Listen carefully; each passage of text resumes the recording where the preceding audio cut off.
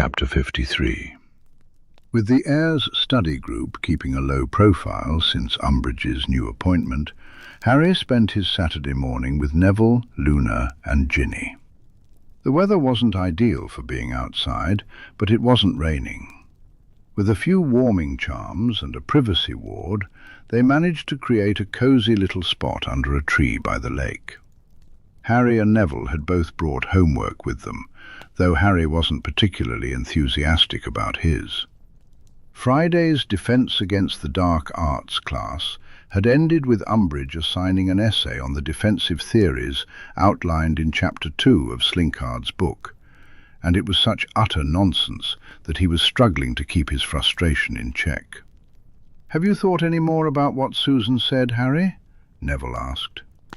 It took Harry a moment to realize what Neville was referring to, and he glanced cautiously at the two fourth-year girls. If they did start a secret defense club, Luna and Ginny would absolutely want to be involved. "A bit," Harry admitted. He enjoyed daydreaming about it during his detentions, coming up with increasingly outrageous ways to annoy Umbridge without her even realizing. "It's a good idea, but I'm still not sure I'm the best person to be teaching it. And we'll have to be careful. If Umbridge catches us—" "What are you two talking about? What did Susan say?" Ginny pressed. Setting his parchment aside, Harry explained the idea for the study group, framing it as a conversation with some of the Hufflepuffs rather than a secret meeting of Wizengamot heirs. Ginny's brown eyes lit up with excitement. "That's brilliant! Oh, please say you'll do it, Harry. I'm dying of boredom in Umbridge's classes." "It does sound like fun," Luna agreed. "I think you'll be a great teacher, Harry." "Thanks, Luna." Harry smiled at the blonde girl. "I'm definitely interested in the idea. I'm just wondering how we'll pull it off. The number of people who might get involved. It'll be hard to hide a gathering like that." "Group that size," Harry said, his mind racing. "Even if the openly dark-aligned Slytherins couldn't risk being present, that still left 11 heirs, plus anyone they trusted, like Ginny, Luna, the twins, the Gryffindor Chasers, and Cho Chang. Those were just the people he might want to invite." "Hogwarts is massive, though," Neville pointed out, glancing up at the towering castle. "There's bound to be somewhere we can hide a study group, especially with all the privacy wards, you know, Harry." "It's not like it's a history of magic group, though," Harry replied. "Defense needs space for people to move around. If I'm teaching them how to survive a real fight, they need to be able to get up and dodge." He knew that dueling and defense were very physical forms of magic. They could probably cram enough people into an empty classroom, but if he had to let everyone take turns trying out spells, it would take forever to teach them anything useful. "Why don't you ask the castle for help?" Luna suggested dreamily. Ginny chuckled. "Don't know if it works that way, Lou," she said, "but it would be nice." Then she made a face of disgust. "There's always the Chamber of Secrets, I suppose. It's certainly big enough, and hidden enough." She didn't seem thrilled by the idea. Harry shuddered. "And full of basilisk corpses," he reminded her. "Oh, right," she shrugged. "Maybe you could split the group into smaller ones, do it by year or something." That sounded like a huge time commitment to Harry, and he expressed his concerns. "I know I said I'd try to stop getting detentions, but I still have homework to do," he pointed out, letting out a frustrated sigh. "We'll sort something out, maybe. It's a nice idea at any rate." Reluctantly, he returned to his essay, tapping his quill against his lower lip in thought. Luna's words, ridiculous as they seemed, lingered in his mind. He was Slytherin's. The castle's magic had helped him countless times last year, steering him clear of Crouch and other dangers. It was always the little things, but there was definitely a sentient presence within those ancient walls.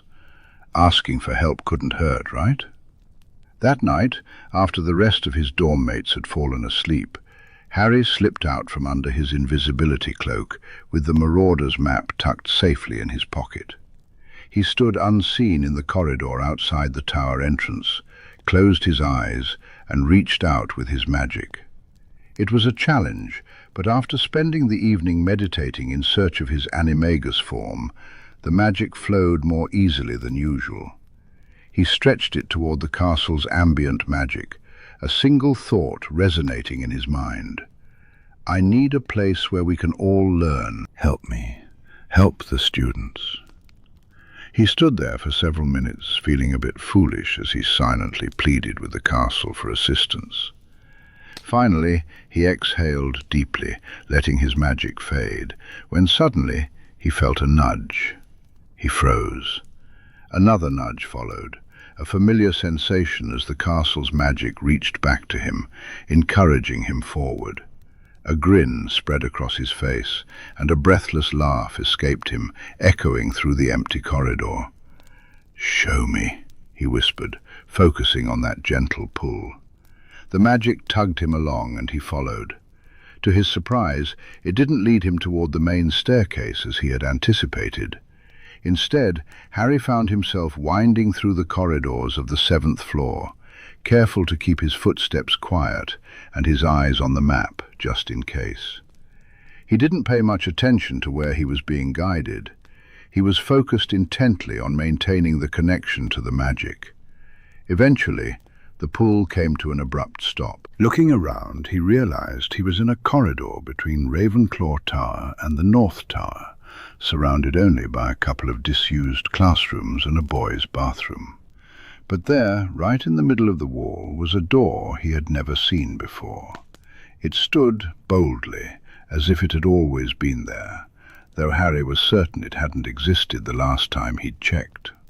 Harry walked down the corridor, feeling the castle's magic encouraging him as he reached for the door. When he opened it, his mouth dropped in astonishment. The room before him was perfect. It was easily twice the size of a typical Defense Against the Dark Arts classroom, with walls lined by bookshelves. Harry recognized many of the titles, both from the school library and from the library at Serendu. In one corner, there was a pile of soft-looking cushions, while another corner held 3 mannequin-like figures, dueling practice dummies. One wall featured an enormous mirror, ideal for anyone wanting to observe their dueling form while practicing spells. "This is amazing," Harry breathed in awe. "What is this place?" The castle's magic, stronger in this room, whispered into his mind. Room of Requirement.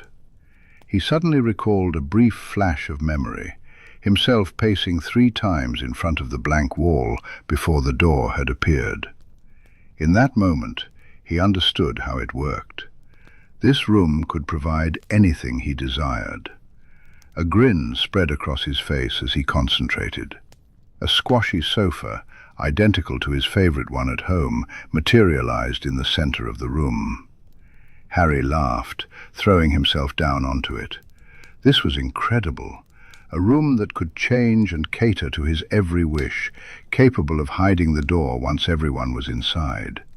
Even better, it was several floors up from Umbridge's office, tucked away in a part of the castle that hardly anyone bothered to think about. But then a thought crossed his mind, and his excitement dimmed. While it would be easy for the Gryffindors and Ravenclaws to access this space, it would be quite a trek for the students from the lower half of the school. He didn't expect many Slytherins to come, but there would be at least a few. The Hufflepuffs, in particular, had no reason to be so high up in the castle. It would be tricky for them to return to their common room without getting caught. As he pondered this, suddenly, a doorway appeared before him, nestled between 2 bookshelves. Warily, Harry approached it. Instead of opening into the 7th floor corridor, it led to a narrow staircase. He descended all the way to the bottom, perhaps 2 or 3 floors, and emerged behind a tapestry of Helga Hufflepuff, just 20 feet down the corridor from where he knew the entrance to the Hufflepuff common room was. He gaped in astonishment, slipping back behind the tapestry and hurrying back up the stairs. The room was just as he had left it, but now it featured 3 more doors, each engraved with a house crest. Harry realized that if he were to explore those doors, he would find himself not far from each house's common room. "Amazing," he exclaimed, beaming. "It's everything I could possibly need to keep my friends safe." He pondered. "And other people can use this room too?" A vague sense of affirmation filled his mind. Harry hummed to himself. This room was incredible, that was certain. It was also clearly one of Hogwarts' best-kept secrets. In this room, it would be all too easy to assume they were safe.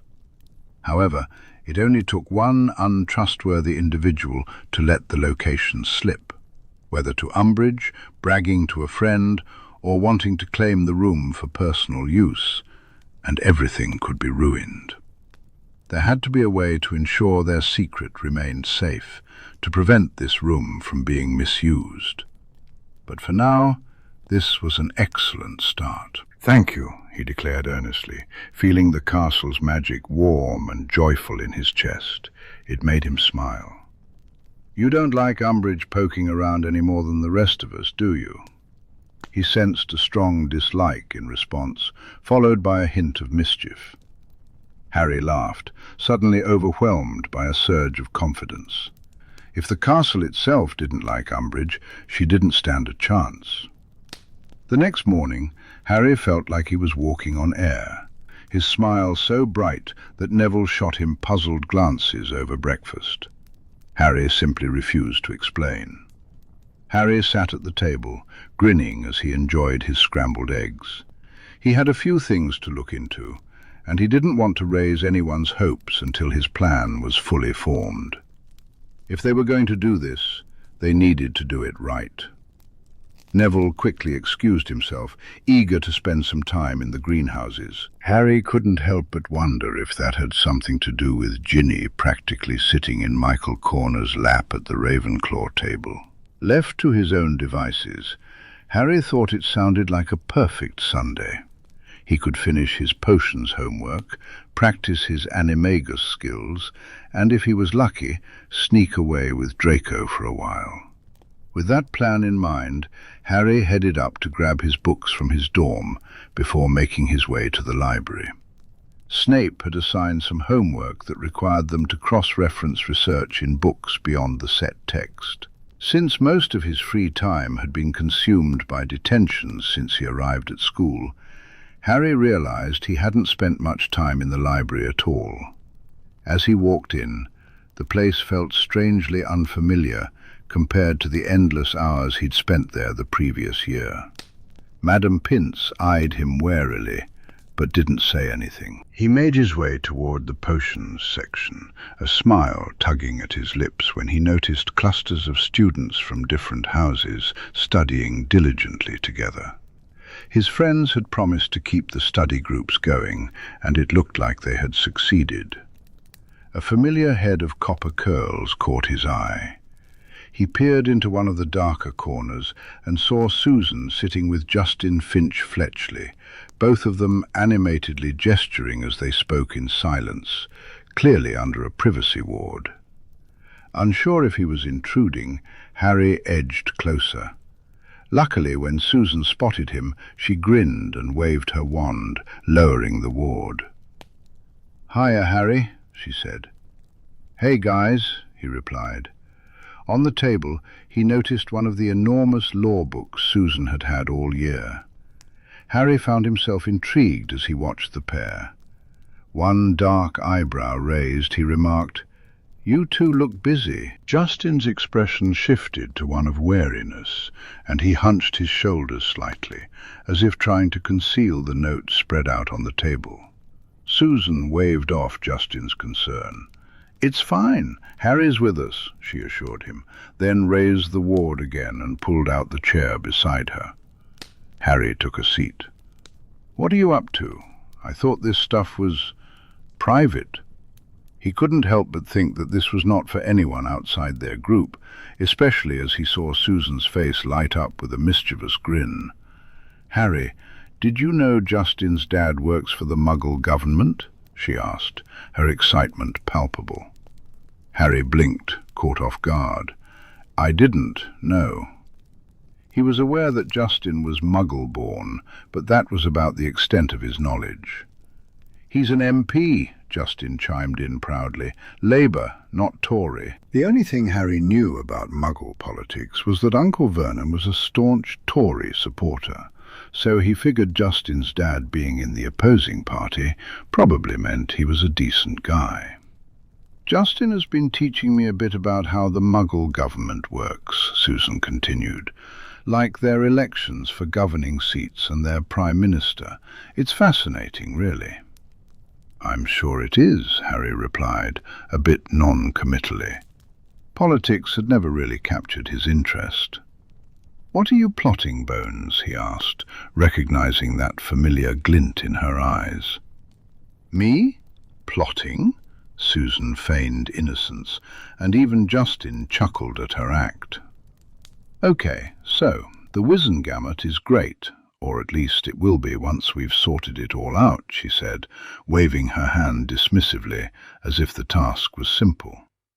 "But it's still very pure blood, and obviously we need to uphold wizarding traditions and culture.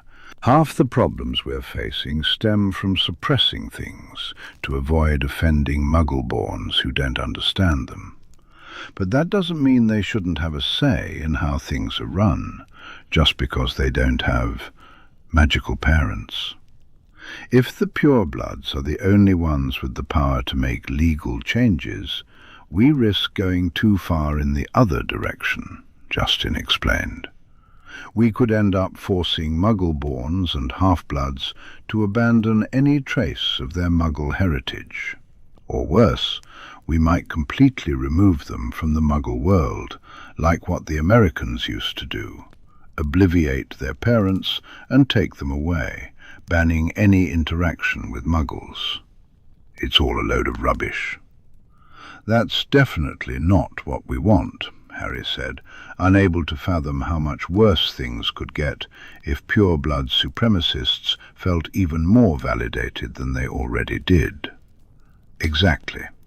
Muggles have some really amazing technology that we could adapt." "You know how I feel about pens, Harry," Susan added with a rueful smile. "We're already dangerously unaware of modern Muggle society. The last thing we need is to be even more separated, especially with Muggles developing all those surveillance cameras and things." She patted her law book.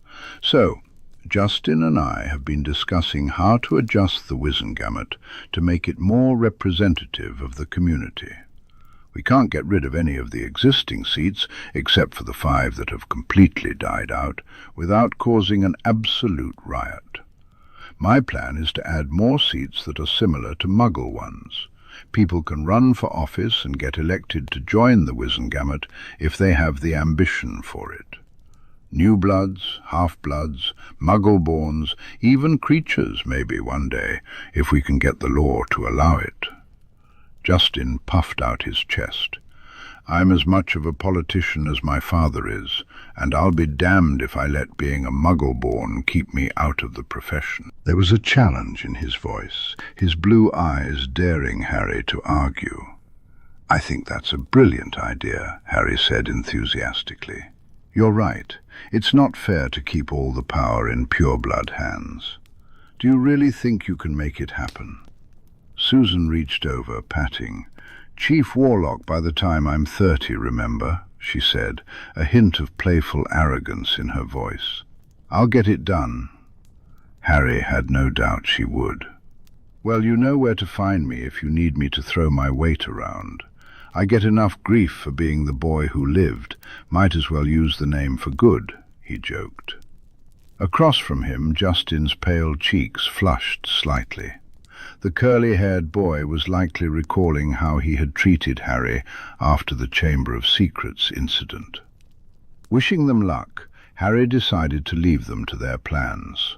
Susan was clearly on a mission, and he had plenty of his own to attend to.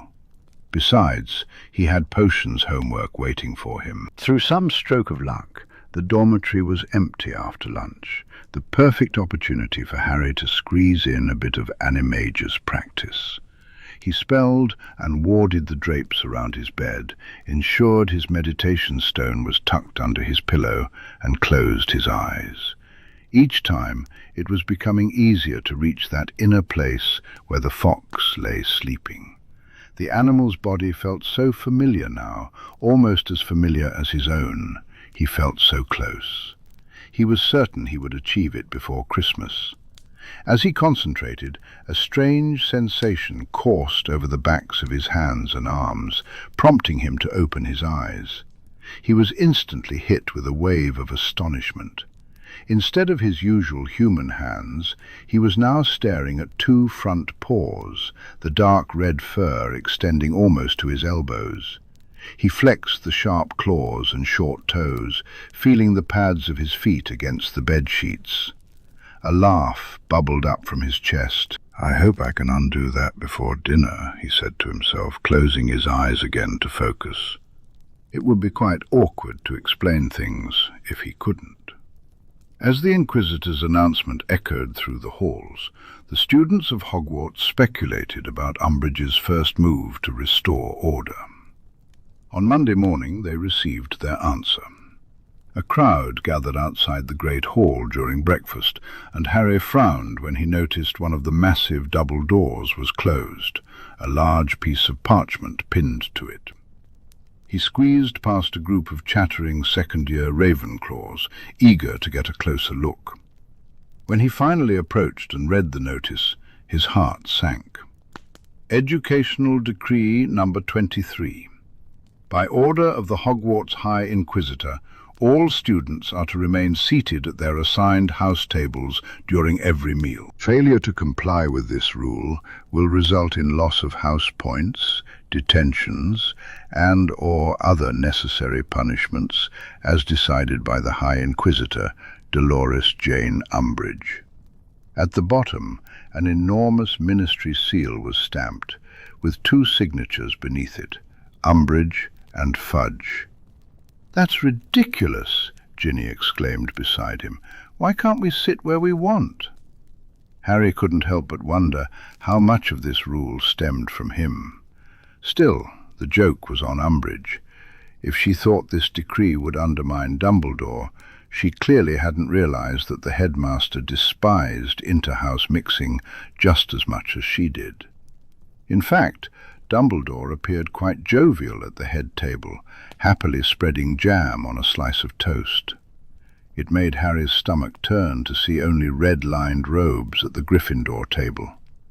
Everyone looked disgruntled, picking at their meals and muttering in annoyance, sending longing glances at friends across the room. It was amusing to think that this would have been a perfectly ordinary situation during his first, second, or even third year. While a few students might have joined friends at other tables, the majority stayed with their own houses. How quickly things could change. The only person more pleased than Dumbledore was Umbridge, who surveyed the students with a smug grin. For just a moment, Harry felt a strong temptation to send a wandless, wordless hex in Dolores Umbridge's direction. No one would know it was him, but knowing her vendetta, he'd probably be blamed anyway. He wasn't nearly as hungry as he had been before reading the announcement, so he reached for some scrambled eggs and took a small bite of toast. That's when he noticed her. Over at the Ravenclaw table, Cho was sitting the wrong way on the bench. With her back to the table and her plate in her lap, she grinned at the boy across from her at the Hufflepuff table, Patrick, Cedric's best friend. Harry watched as Patrick turned around, raised his eyebrows, and then grinned back at her. Suddenly, he swung his legs over the bench, mimicking Cho's position, plate in his lap, facing her, and they began conversing happily, as if there were an invisible table between them. A hush fell over the hall. Then Parvati Patil slid down the bench at the Gryffindor table until she was sitting opposite her twin sister. They copied Cho and Patrick, resting their plates on their knees and facing away from their own table. Across the room, a Hufflepuff fourth year turned to face the Slytherin table and was met by a Slytherin third year. One by one, students swiveled around on their benches, engaging with whoever happened to be sitting opposite them. Students who had never spoken before began cheerful conversations, reaching back to add food to their plates. Harry shifted to face the Ravenclaw table and found himself staring at one of their chasers, whose name he couldn't recall. The boy grinned and said, "Think you're ready for the first match of the season, Potter?" Challenge sparkled in his eyes. Not every student joined in. Many stayed put, especially those at the far ends of the Gryffindor and Slytherin tables, with walls at their backs. But it was enough. The hall filled with chatter, and the vibrant energy began to return to the room. At the staff table, Professor Sprout was beaming widely, while Professor Flitwick looked so proud that Harry thought he might faint. In stark contrast, Umbridge was fuming. "Enough!" she screeched, her chair scraping against the stone floor as she stood abruptly. "All of you, sit properly. This is completely inappropriate. Put your plates back on the tables. 5 points from each of you for facing the wrong way." Immediately, the stones in all 4 house point hourglasses began to fly upwards. Slytherin lost fewer points than the others, but the scores for the other 3 houses were so close that it hardly made a difference overall. Umbridge stormed down the aisle between Hufflepuff and Ravenclaw, carefully manoeuvring around the legs of students sitting incorrectly, until she stood in front of Cho. "Detention, Miss Chang. My office, 5 o'clock this evening." Cho's expression hardened. "Yes, Professor," she replied, a smile playing on her lips, unrepentant. Umbridge huffed and continued her march, leaving the great hall behind. A wave of excited murmurs erupted, even as students swung their legs back over the benches to sit properly. They were all wide-eyed and grinning, flushed with exhilaration. To them, it felt like a victory. But Harry's gaze was fixed on Cho, who was being congratulated by Patrick for her bold move, and his stomach sank like a stone. That night, Harry waited outside Umbridge's office under the invisibility cloak, watching the door with anger coursing through his veins. Cho had entered precisely at 5, and now it was 8.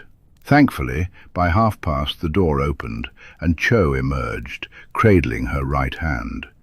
Her cheeks were flushed, but there were no tears in her eyes. As soon as the door shut behind her, Harry stuffed the cloak into his bag and stepped out of the shadows, softly calling her name. "Cho." She jumped, whipping around to face him. "Harry." Her eyes widened and her lower lip trembled. "Harry, she—" "I know," he said gently, his voice filled with sympathy. "Come here." He reached out to her with a reassuring gesture. Harry focused on her hand, first casting the healing charm that Snape had taught him, then the spell to drain the magic. After just 1 detention, the words were faint, but he could barely make them out. "I will not be disruptive." "I'll teach you the spells tomorrow if you come find me," he promised, "just in case she gets you again, or anyone else." "Did she do that to you too? Every night?" Cho looked utterly horrified. Harry attempted a reassuring smile. "I've had worse. Look, see? It's basically healed." He showed her the back of his hand where the words, "I must not tell lies," stood out in pale pink against his dark skin. "That's awful," Cho breathed. "She just sat there, watching me cut myself over and over." I tried not to cry. I didn't want to give her the satisfaction. The dam broke, and with a quiet sob, tears began to spill from her brown eyes. Harry pulled her into a tight hug, letting her cry on his shoulder. "You did so well," he soothed. "Brave as a Gryffindor, you are." That earned a weak laugh from her. Eventually she pulled back, wiping her face with the sleeve of her jumper. "Tomorrow after dinner, in the library?" she suggested, her voice only slightly wavering. "Whatever those spells you used were, they helped a lot. It feels better already. I want to know them, just in case she targets anyone else I know." Then she smiled shakily. "In case I get another one." "Cho, you don't have to—" "Don't!" she interrupted sharply. "Don't tell me what to do, Harry Potter. I made my choice this morning, and I'd do the same again. You aren't the only one who hates that hag. Let people make their own choices." She blinked away a few more tears. "Like Cedric made his choice to stand with you." Well, when she put it like that, there was nothing he could say.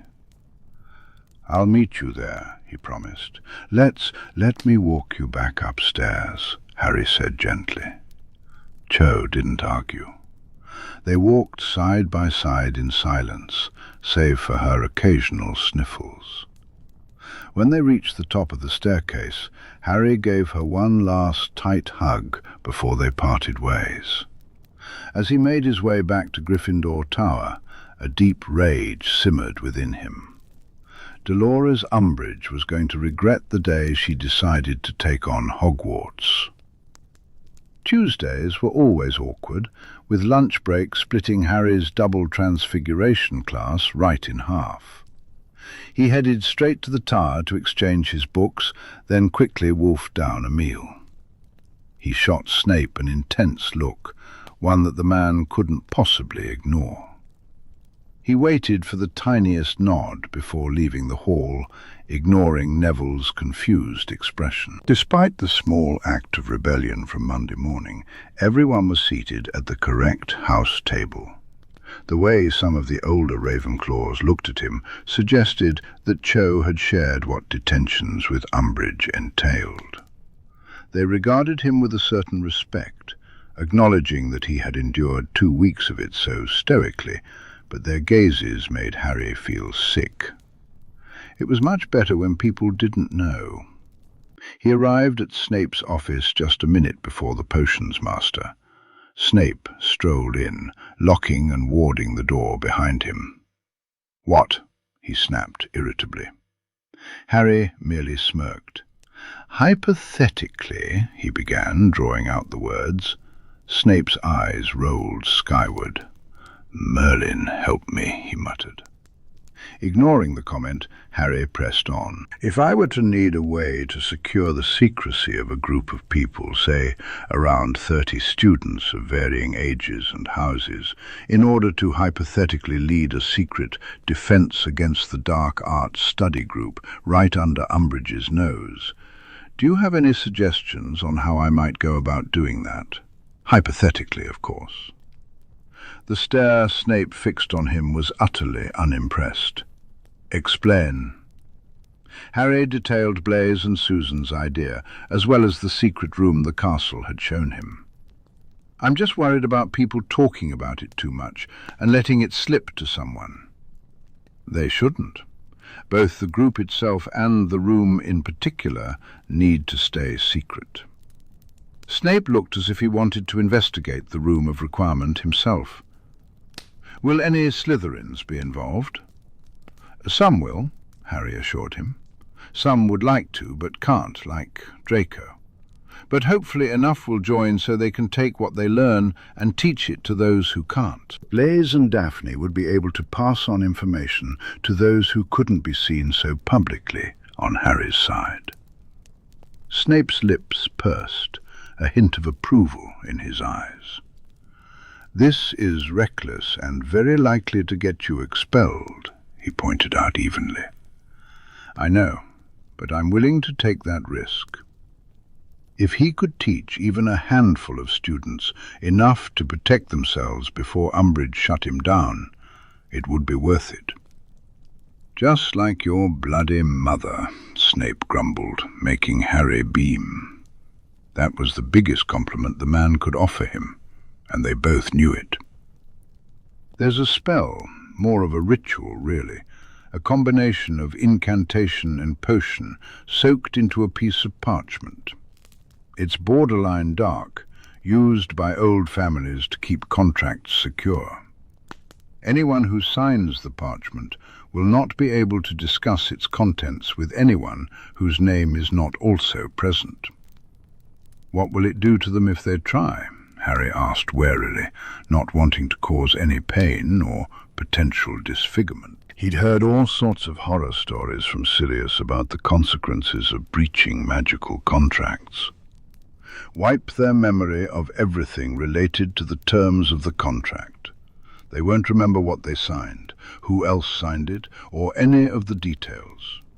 If yours is regarding your meetings, they won't remember attending any once they break their oath. Harry shuddered, imagining having a huge chunk of his memory just gone. Bit drastic. Need I remind you what you are risking? Snape pointed out sharply. I believe that is a far more reasonable consequence than what Umbridge will do to you. Only if you are discovered, Snape cautioned. Fair point, Harry conceded. And I suppose if everyone's trustworthy, it won't be a problem. If Snape was suggesting it, it was probably the best option available. Is it magic I can do under the school wards? The last thing he wanted was for Dumbledore to find out. No. Give me 10 days to brew the potion, and I'll perform the magic for you at home. The contract will need to be written before it's soaked, so make sure you cover everything. Harry grinned. Even Snape had come to think of Serendue as home by now. I can handle that. After all the laws I've read for Susan, I'm pretty confident I can write a contract without any loopholes. Then bring me the contract on Saturday. I'll take care of the rest, Snape assured him, pinching the bridge of his nose in frustration. I'm not sure if Remus will be proud or disappointed that I'm aiding in your rule-breaking. A laugh burst from Harry's throat.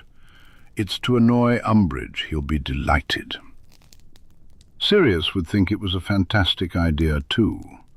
Snape didn't look entirely convinced, but he agreed nonetheless and sent Harry off to Transfiguration, warning him to stay out of trouble for the next week. Really?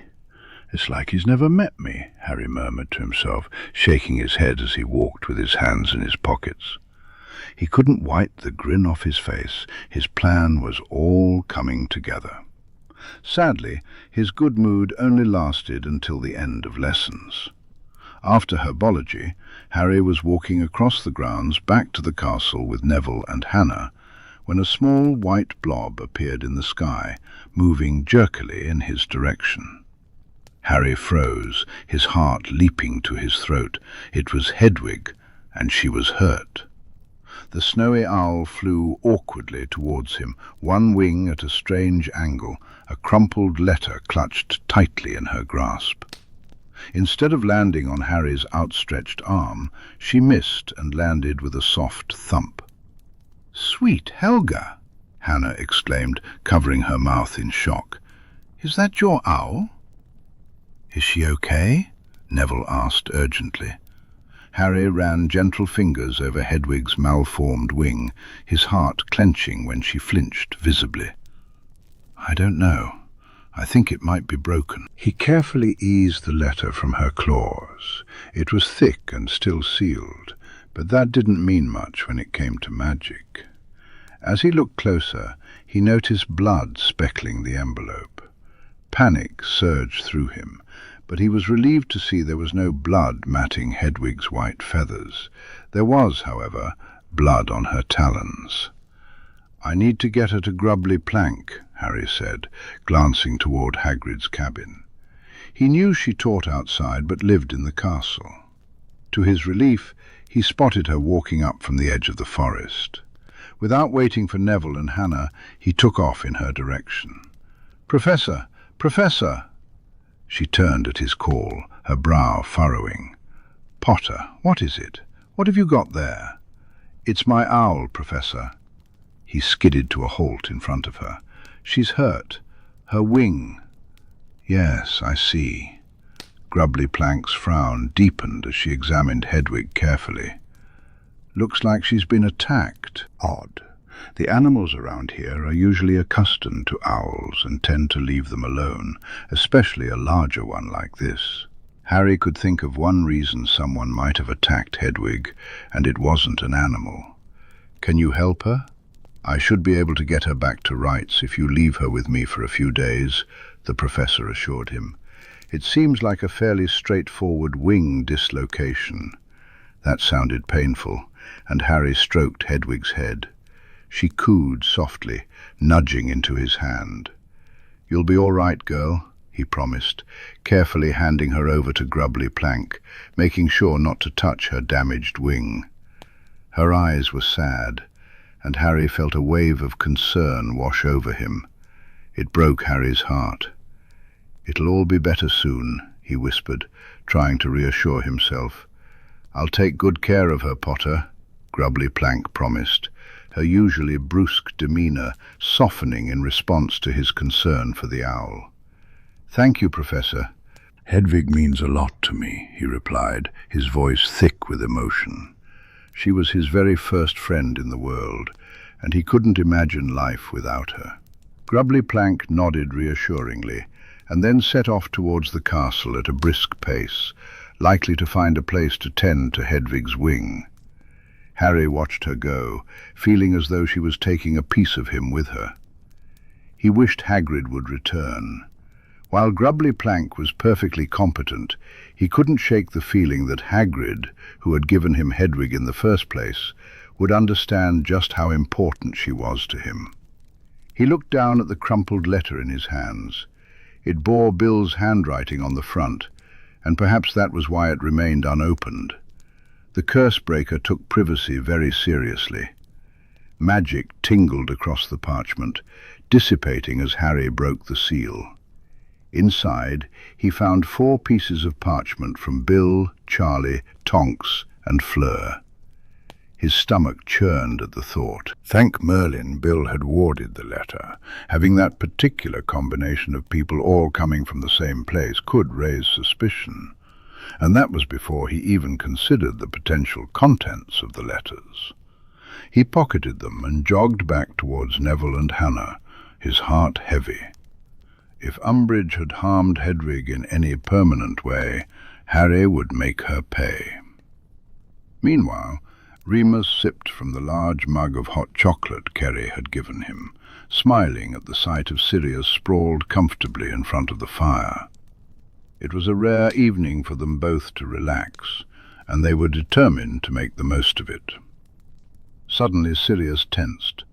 "Snape's here," he announced, scrambling into a sitting position. Remus's eyes widened, but before he could ask for more information, the living room door opened and Snape stepped inside. Severus strode in, still dressed in his teaching robes, clearly having come straight from dinner. "What's happened?" Remus asked, a sense of dread creeping in. Severus rarely left the castle on weekdays, always ready in case he was needed. "That brat," Severus declared, and Remus felt a wave of relief wash over him. Annoyance was better than worry or anger. On the floor, Sirius snorted. "What's he done now?" Severus sank down on the sofa beside Remus, waving off the offer of a sip of hot chocolate. "Your godson," he said, narrowing his dark eyes at them, "has decided, at the behest of his peers, to start teaching his own underground Defense Against the Dark Arts Club. Apparently, several of his classmates are concerned about their ability to pass their owls under Umbridge's instruction, and their ability to face whatever may await them outside Hogwarts walls." A slow grin spread across Remus's lips.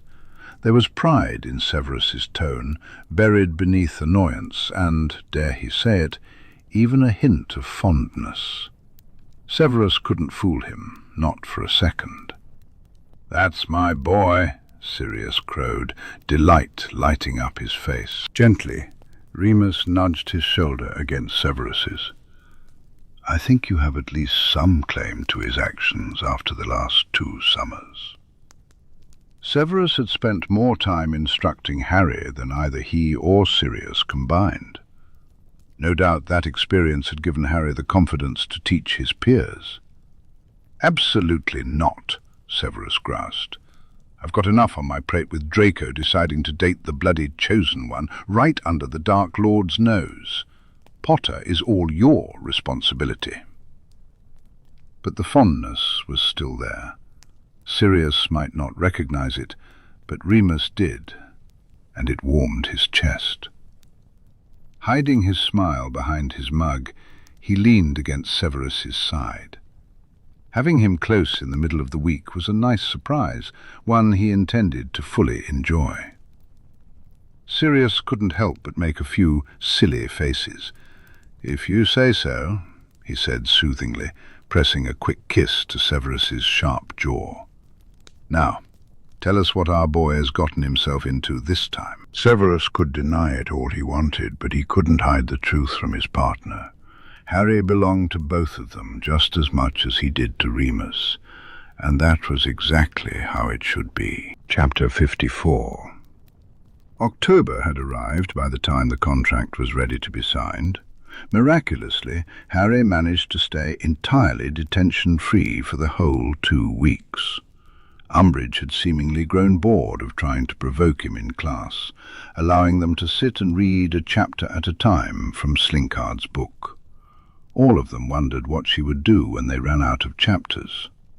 Hedwig had made a full recovery, and Harry was now sending his letters to Grimmauld Place via Kerry, who would pass them on to Remus.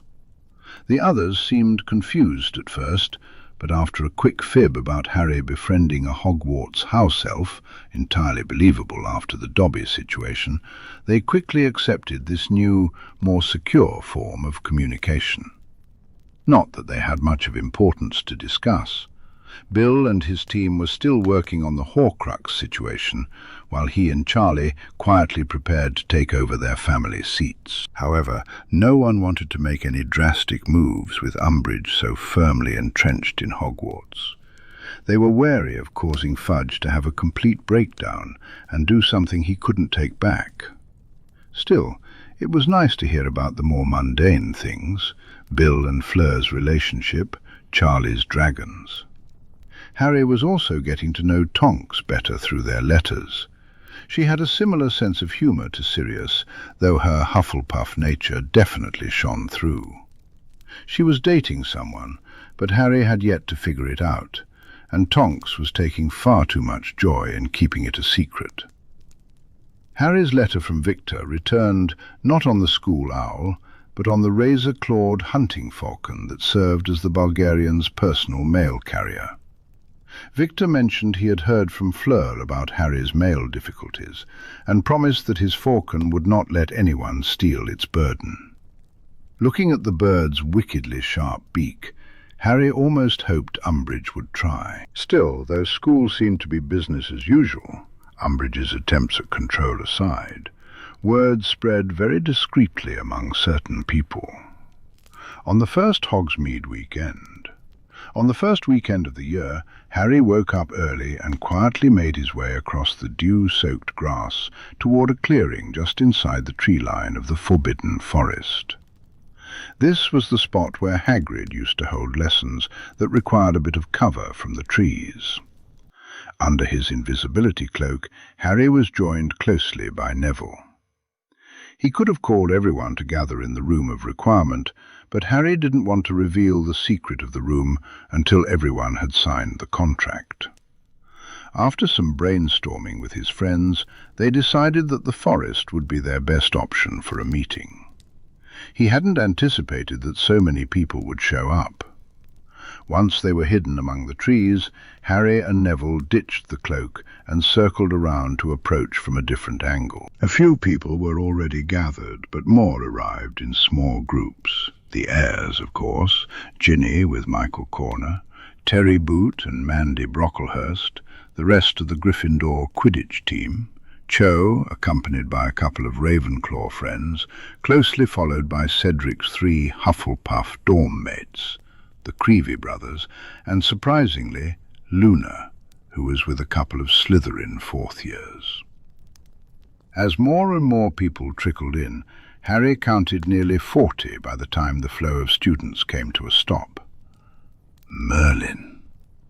He cleared his throat, suddenly feeling nervous. Beside him, Neville gave a discreet thumbs up. Right then. Thanks for coming, everyone. I promise I'll make it quick. You all know why we're here, I assume? A crowd of faces grinned back at him. To show Umbridge who's boss, one person shouted, earning several whoops of approval. To learn to fight you-know-who and his followers, Luna added. A prominent silence followed her words. Yes, to both of those things, Harry said, feeling his heart hammering against his ribs. I won't claim to be an expert, and honestly, I don't care if you think I'm mad or not. If you're here for some war stories, you can bugger off.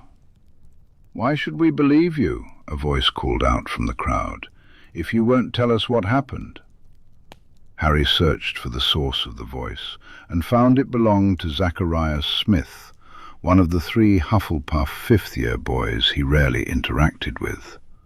Zacharias was sneering at him, clearly skeptical. I never said I won't tell you. I said I'm not here to share stories right now, Harry replied, irritation creeping into his tone. Quite frankly, I don't fancy standing around in this forest any longer than I have to. The acromantulas don't like me.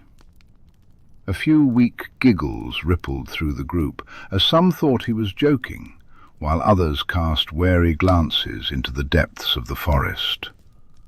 Voldemort is back, that's a fact. Whether you believe it or not won't change that. I don't know what he's up to right now, but just because he's been quiet for a few months doesn't mean he'll stay that way. War is coming, and we'll need all the capable wands we can get.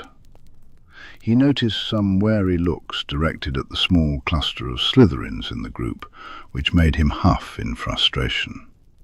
If you think someone's house determines their moral alignment, then you should leave now. The Slytherins are here at my invitation. I trust them. If that's not good enough for you, that's not my problem. Blay flashed him a supportive smile, and Harry felt a pang of regret that Draco wasn't standing with him. I can't guarantee anything. I haven't even taken my owls yet, so I can't promise you'll pass them. But we can all agree that sitting around reading bloody slinkard books while Umbridge tells us to shut up and trust Fudge isn't going to get anyone very far. Hear, hear, George exclaimed. I've faced Voldemort in some form or another 4 times and lived to tell the tale, which I will do sometime when I'm not taking up valuable Hogsmeade time. I can't promise I can teach you to fight him, but I can teach you everything I know. I can tell you what it's like to stare death in the face, but I can't show you how it feels. However, if you work hard, you should know enough spells to hopefully come out on the other side when you discover what that feeling is for yourself. His voice was firm, and every single person in the crowd was captivated. This has to be a secret. Umbridge can't hear about what we're doing here. None of the teachers can. He reached into his jacket pocket and pulled out a roll of spelled parchment. Everyone who wants to learn needs to sign this before I tell you where we're going to meet. It'll help us keep the secret. You won't like what happens if you try to spill the beans after you've signed. That sent a wave of unease through the crowd. I won't force you, but I also won't teach you if you don't. I'll be expelled if Umbridge finds out I'm doing this, or worse. I refuse to put my neck on the line for anyone who doesn't trust me. I'll sign, Susan called out, stepping forward. Harry transfigured a branch into a short, somewhat stubby-looking table. As soon as he set the contract down on it, Susan pulled a quill from her bag. Naturally, she read the contract carefully, but by the end of it she was scrawling her name with a flourish. "Nicely worded, Harry," she complimented, making him grin.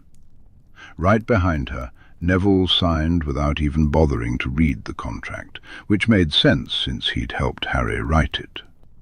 The twins were next, and they too didn't stop to read it.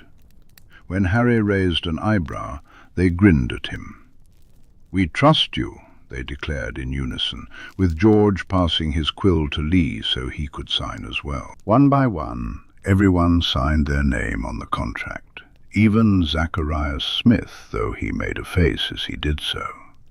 Once the last person had signed, Harry reached for it. "Hang on, Potter, you didn't sign it," Zacharias called out. Harry paused. He resisted the urge to roll his eyes. Who had brought him here?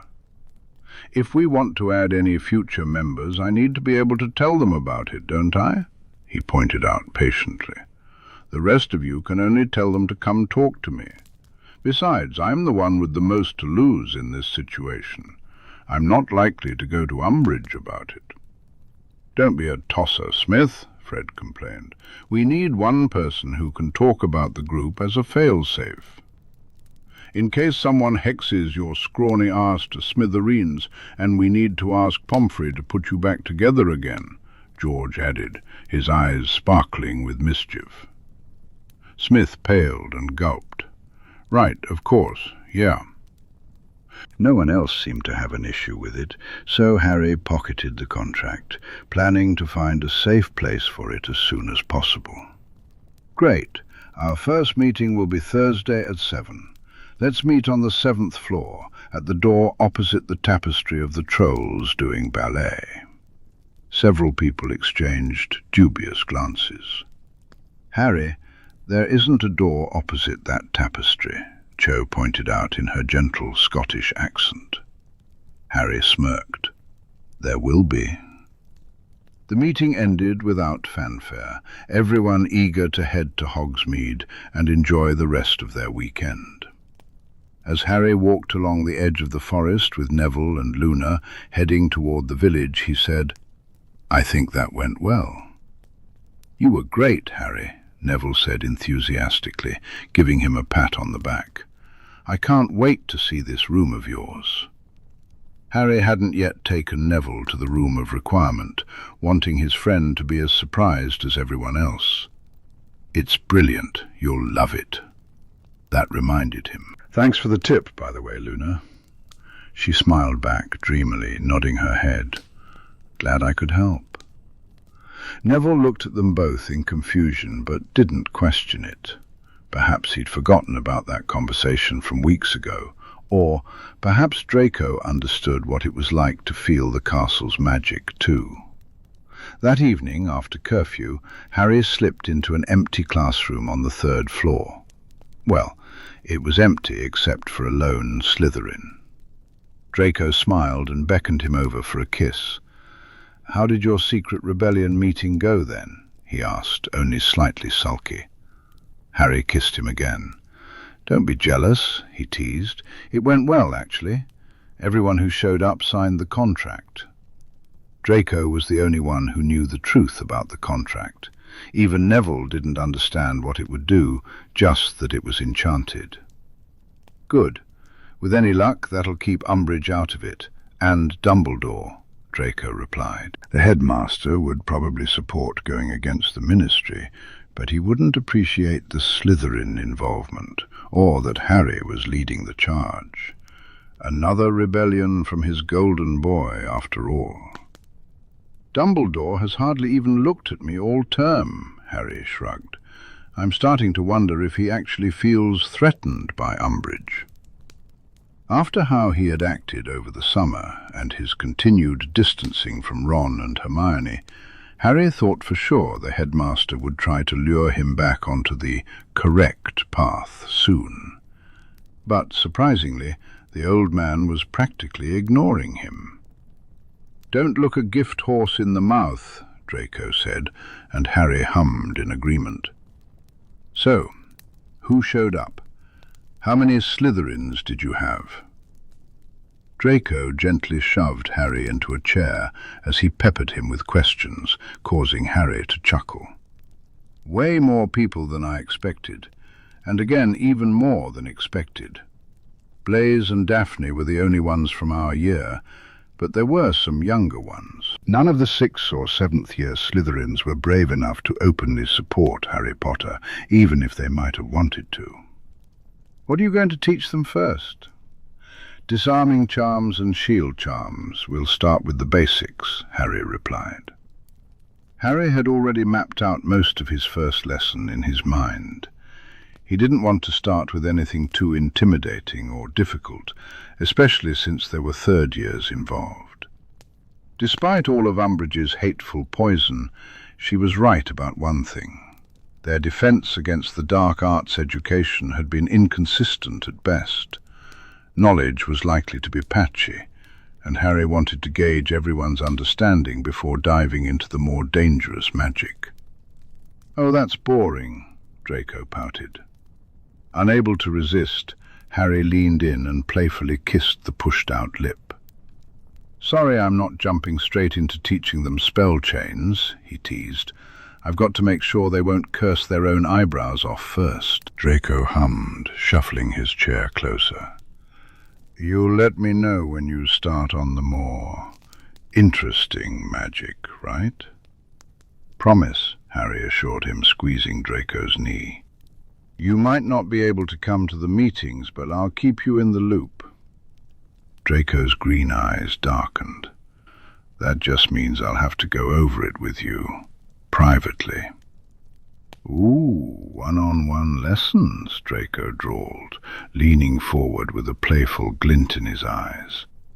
"Will there be rewards for hard work, Professor?" The breathy purr sent a rush of desire through Harry, and he swallowed as his throat suddenly felt dry. "You're the prefect of the 2 of us," he pointed out, his voice a bit hoarse. "You're the one who can give house points. I suppose I'll have to think of something else." In a swift motion, Draco slid off his chair and straddled Harry's lap. The chair groaned ominously under their combined weight, but held firm, and Harry let his hands settle on Draco's hips. "Careful you don't tip us back," Harry warned. "You'll have a hell of a time explaining to Pomfrey why you found me in a classroom with my skull split open at this time of night." Draco scoffed, threading his fingers through Harry's hair and cradling the back of his head gently. "Have a little faith, Scarhead," he murmured. "There are spells for that sort of thing." Leaning in for a kiss, Harry hummed softly, feeling his shoulders relax as pleasure washed over him. All the stress of the day, the anxiety about the meeting, it all melted away the moment Draco kissed him. His hands began to wander, first gliding up the blonde's firm chest, then moving down to settle on his thighs, fingers teasing at the inside seam of his trousers. Draco let out a strangled whimper as Harry's fingertips danced too close to the bulge, pressing against his fly. "Don't tease, Potter," he gasped. Feeling bold, Harry looked up to meet Draco's lust-filled gaze. "Not teasing," he assured, his heart pounding. "Can I—" He let his fingers drift toward the buckle of Draco's belt, his intentions clear. The Slytherin sucked in a sharp breath, his body tensing. "We don't have to," Harry quickly added, moving his hands back. "No pressure. But if you want it, I'd—" He was cut off by Draco's lips pressing firmly against his. Then came the soft plea, "Please." Harry swallowed hard. "Okay then." He unhooked the belt buckle and with trembling hands slowly undid each button of Draco's fly. The fabric parted, revealing grey silk underwear, tented in a very obvious way, with a growing wet spot at the front. Harry could hardly breathe as he reached out with reverent fingers, peeling down the waistband. Draco shifted to assist, and soon his underwear and trousers were pushed down to mid-thigh, his cock standing proudly at attention between their stomachs. A quiet, keening noise escaped Harry's throat. He had never seen an erection other than his own before, not even the illustrations in the book George had given him. He hadn't expected to feel so painfully aroused just by the sight of it. Slowly, he wrapped his hand around the hot length, giving it an experimental squeeze. Draco's breath hitched, his body responding eagerly. Harry felt Draco's hands tighten on his shoulders. "Potter, I swear to," Draco bit out, his face a mix of pleasure and frustration, lips swollen from Harry's earlier kisses. He looked beautifully flushed, and for the umpteenth time, Harry was struck by how incredibly lucky he was to call this boy his. Using a bit of silent, wandless magic, Harry lubricated his palm and got to work, determined to bring Draco to pieces. He could feel his own desire pressing against the fly of his jeans, nestled against the inner curve of Draco's thigh. But in that moment, he didn't care about himself, not when Draco was right there, seated in his lap, giving tiny thrusts of his hips in rhythm with Harry's movements. Draco's head fell back, quiet moans escaping his lips. One hand gripped Harry's shoulder tightly, while the other tangled in his hair, just the right amount of pressure. "Oh," Draco sighed, leaning forward for a fierce kiss. "Come on, Harry, faster." Harry complied, glancing down in fascination at the reddened head of Draco's cock beneath his fingers. It felt so different from the times he had done this to himself in the privacy of his four-poster bed. For a brief moment, he envisioned Draco sprawled out on Gryffindor red sheets, naked and flushed, completely his, and it nearly sent him over the edge. He moved his hand faster, trying to decipher what made Draco moan louder, reveling in the tiny sounds that escaped him with every thrust into Harry's palm. "Fuck, I'm close," Draco gasped, giving Harry barely enough warning before his spine arched, and he came with a shout, spilling over Harry's hand and both their laps. As Draco pressed down hard in Harry's lap, Harry felt himself follow, sparks exploding behind his eyelids as he lost himself in the moment. And then, without warning, the chair broke. Instinctively, Harry cast a wandless cushioning charm just in time to avoid a painful landing as the old chair gave out, sending them both tipping backward. The stone floor. Harry found himself on his back, with Draco sprawled on top of him, their spent bodies pressed together in a sticky mess. Harry looked up, meeting Draco's bewildered grey eyes, still hazy with lust. After a brief moment, they both burst out laughing. "Fucking Merlin," Draco groaned, shaking his head. "That's not how I wanted that to go." "At least it happened after you came," Harry pointed out, blushing as he glanced at the mess on his hand and both their shirts. A pink flush rose on Draco's cheeks again. "Yeah, that was... thank you." He leaned down and kissed Harry softly, suddenly shy. "Do you want me to—" "No need," Harry assured him. Draco frowned. "Yeah, I suppose the chair was a bit of a mood killer." With his cheeks hot, Harry shook his head.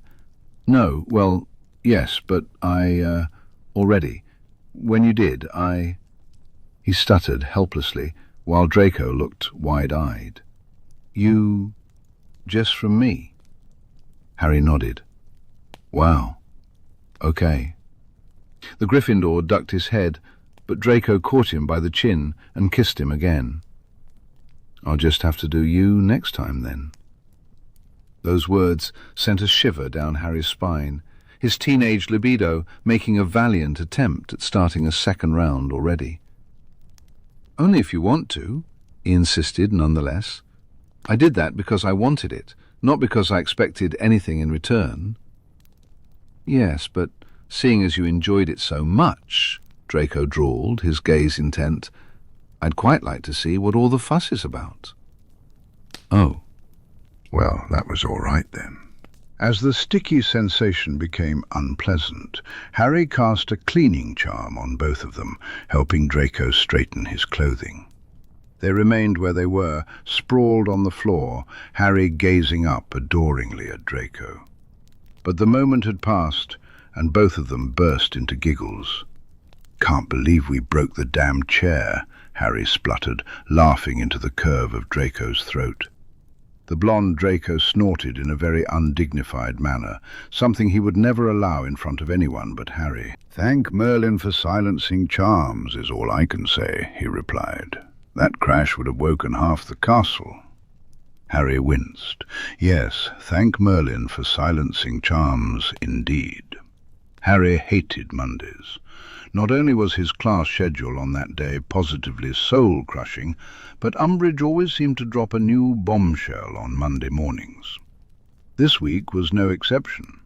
A new educational decree was posted on the notice board in every common room, declaring that all extracurricular clubs, teams and societies required permission from the High Inquisitor to continue. Reading it made Harry's heart stop. "She knows," he murmured, dread creeping into his voice. Ginny shook her head. "She can't. It's too soon." Harry raised a pointed brow. Maybe she overheard someone talking about the meeting in the forest, someone who didn't go. Not everyone who was told about the idea actually showed up. Harry could hardly believe there were more people who might have liked the idea, but he decided to take Ginny's word for it. We'll see. If someone who had signed the contract had talked, he would find out soon enough. A few people sent him worried looks at breakfast, their questions clear, but Harry just tilted his head in a barely perceptible nod. They were still on.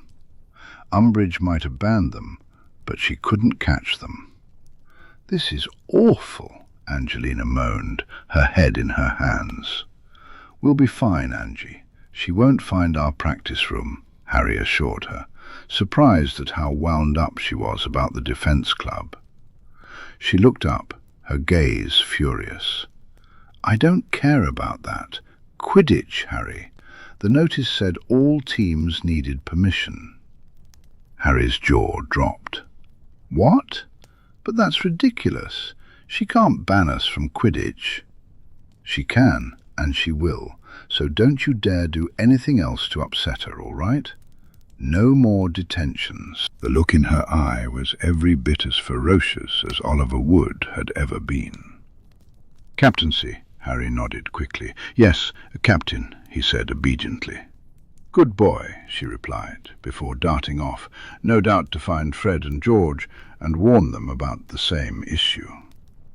They had pulled a few pranks on Umbridge, and Harry knew they'd each earned a detention for it. He'd even taught them the spells to heal their hands. First the house tables, now the clubs. Harry couldn't help but wonder if Dumbledore and the Ministry had more in common than anyone realized. History of Magic passed without any interference from Umbridge, which honestly disappointed Harry. It would have been amusing to watch her try to interrogate the ghostly professor while Binns continued lecturing, blissfully unaware of the year or even his own death. Truthfully, if there was one professor he'd support Umbridge getting rid of, it was definitely him.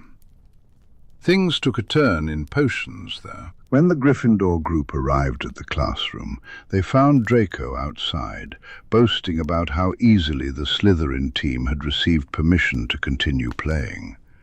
His loud remarks about whether the Gryffindors would be so lucky made it easy for Harry to bare his teeth and snarl, fueling their ongoing rivalry. It was a good thing there were so many other events happening this year. Otherwise, someone might have noticed that Harry Potter and Draco Malfoy weren't trying as hard to fight each other as they usually did. Snape interrupted their posturing, docking Gryffindor points and ushering them all into the classroom. He looked especially surly, and Harry understood why as soon as he took his seat. Umbridge was perched on a stool in the corner, her ever-present clipboard balanced on her knees. "Oh, blimey," Neville exclaimed under his breath. "Why is she always in our classes? Doesn't she have her own to teach?" Harry whispered back.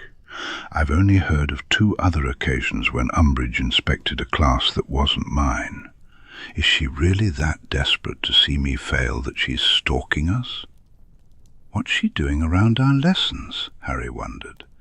Umbridge was quickly climbing the ranks in his mind, threatening to dethrone fake Moody as the creepiest defense against the dark arts professor.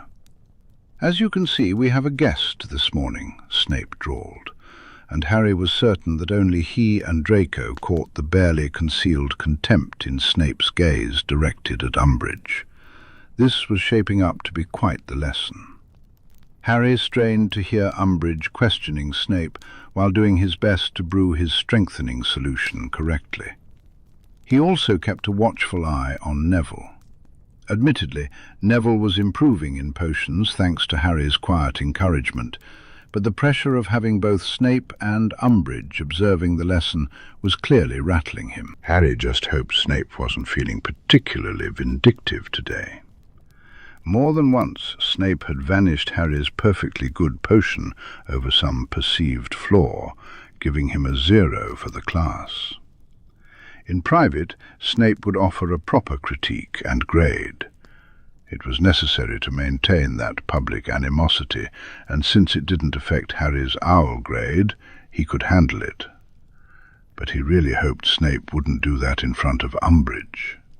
If nothing else, he could at least spare Harry from further embarrassment. Umbridge seemed particularly interested in Snape's actions before teaching, almost as if she expected him to recount his Death Eater days in detail. Instead, he took the opportunity to quietly boast about being the youngest potions master in a century, sneer at her for questioning his curriculum, and suggest she direct her complaints to the International Confederation of Wizards if she wanted to change the OWL exam syllabus. Through it all, Harry struggled to hold back his laughter. Snape was clearly enjoying himself as he tore Umbridge apart. Maybe a pensive memory of this class could be his Christmas gift to Remus. Despite applying for the Defense Against the Dark Arts position every year, you have been denied the appointment repeatedly. Do you care to explain why? Snape continued. Do you want to suggest why Professor Dumbledore won't allow you the position? A sharp intake of breath came from the Slytherin side of the room, indicating that Harry wasn't the only one listening in. I suggest you ask him yourself, Snape drawled, showing no signs of being fazed. Though I would imagine it has something to do with the lack of suitably qualified potions masters in Britain. Defense against the dark arts is a much more forgiving subject to teach. Umbridge smiled, looking a bit puzzled, as if she couldn't quite determine whether she had received a compliment or an insult. Harry struggled to contain his laughter. When it was time for Umbridge to address the students about the teacher under inspection, the pink-clad woman hesitated, scanning the room as she weighed her options. Should she speak to the Slytherins, who would undoubtedly sing the praises of their housemaster? Or should she risk further angering the one teacher in the school who seemed to dislike Harry Potter as much as she did by addressing the Gryffindors? Harry wasn't surprised when she opted for the Slytherin side, quietly approaching Pansy. As Snape passed their desk, he sneered at the bubbling tar-like substance in Neville's cauldron before turning his attention to the oily grey mixture in Harry's. A perfectly adequate strengthening solution, ready to cool. Harry looked up at Snape, silently pleading with him not to vanish it. A long moment stretched out before Snape merely huffed. You will have to do better than that, Mr. Potter, if you want even a chance of passing your owl. And 5 points from Gryffindor for interfering with Longbottom's work. Harry nodded in response. That was about as much as he could hope for under the circumstances. With Gryffindor Quidditch practice cancelled while Umbridge considered her options, Harry found himself at a loose end for the evening. He had homework, of course, but the thought of sitting in the common room trying to tackle it made his head throb. Gryffindor territory wasn't exactly the ideal place for focus and learning. As Harry pondered whether to head to the library or find an abandoned classroom, Hannah appeared, tugging at his sleeve. "Come study with us," she urged.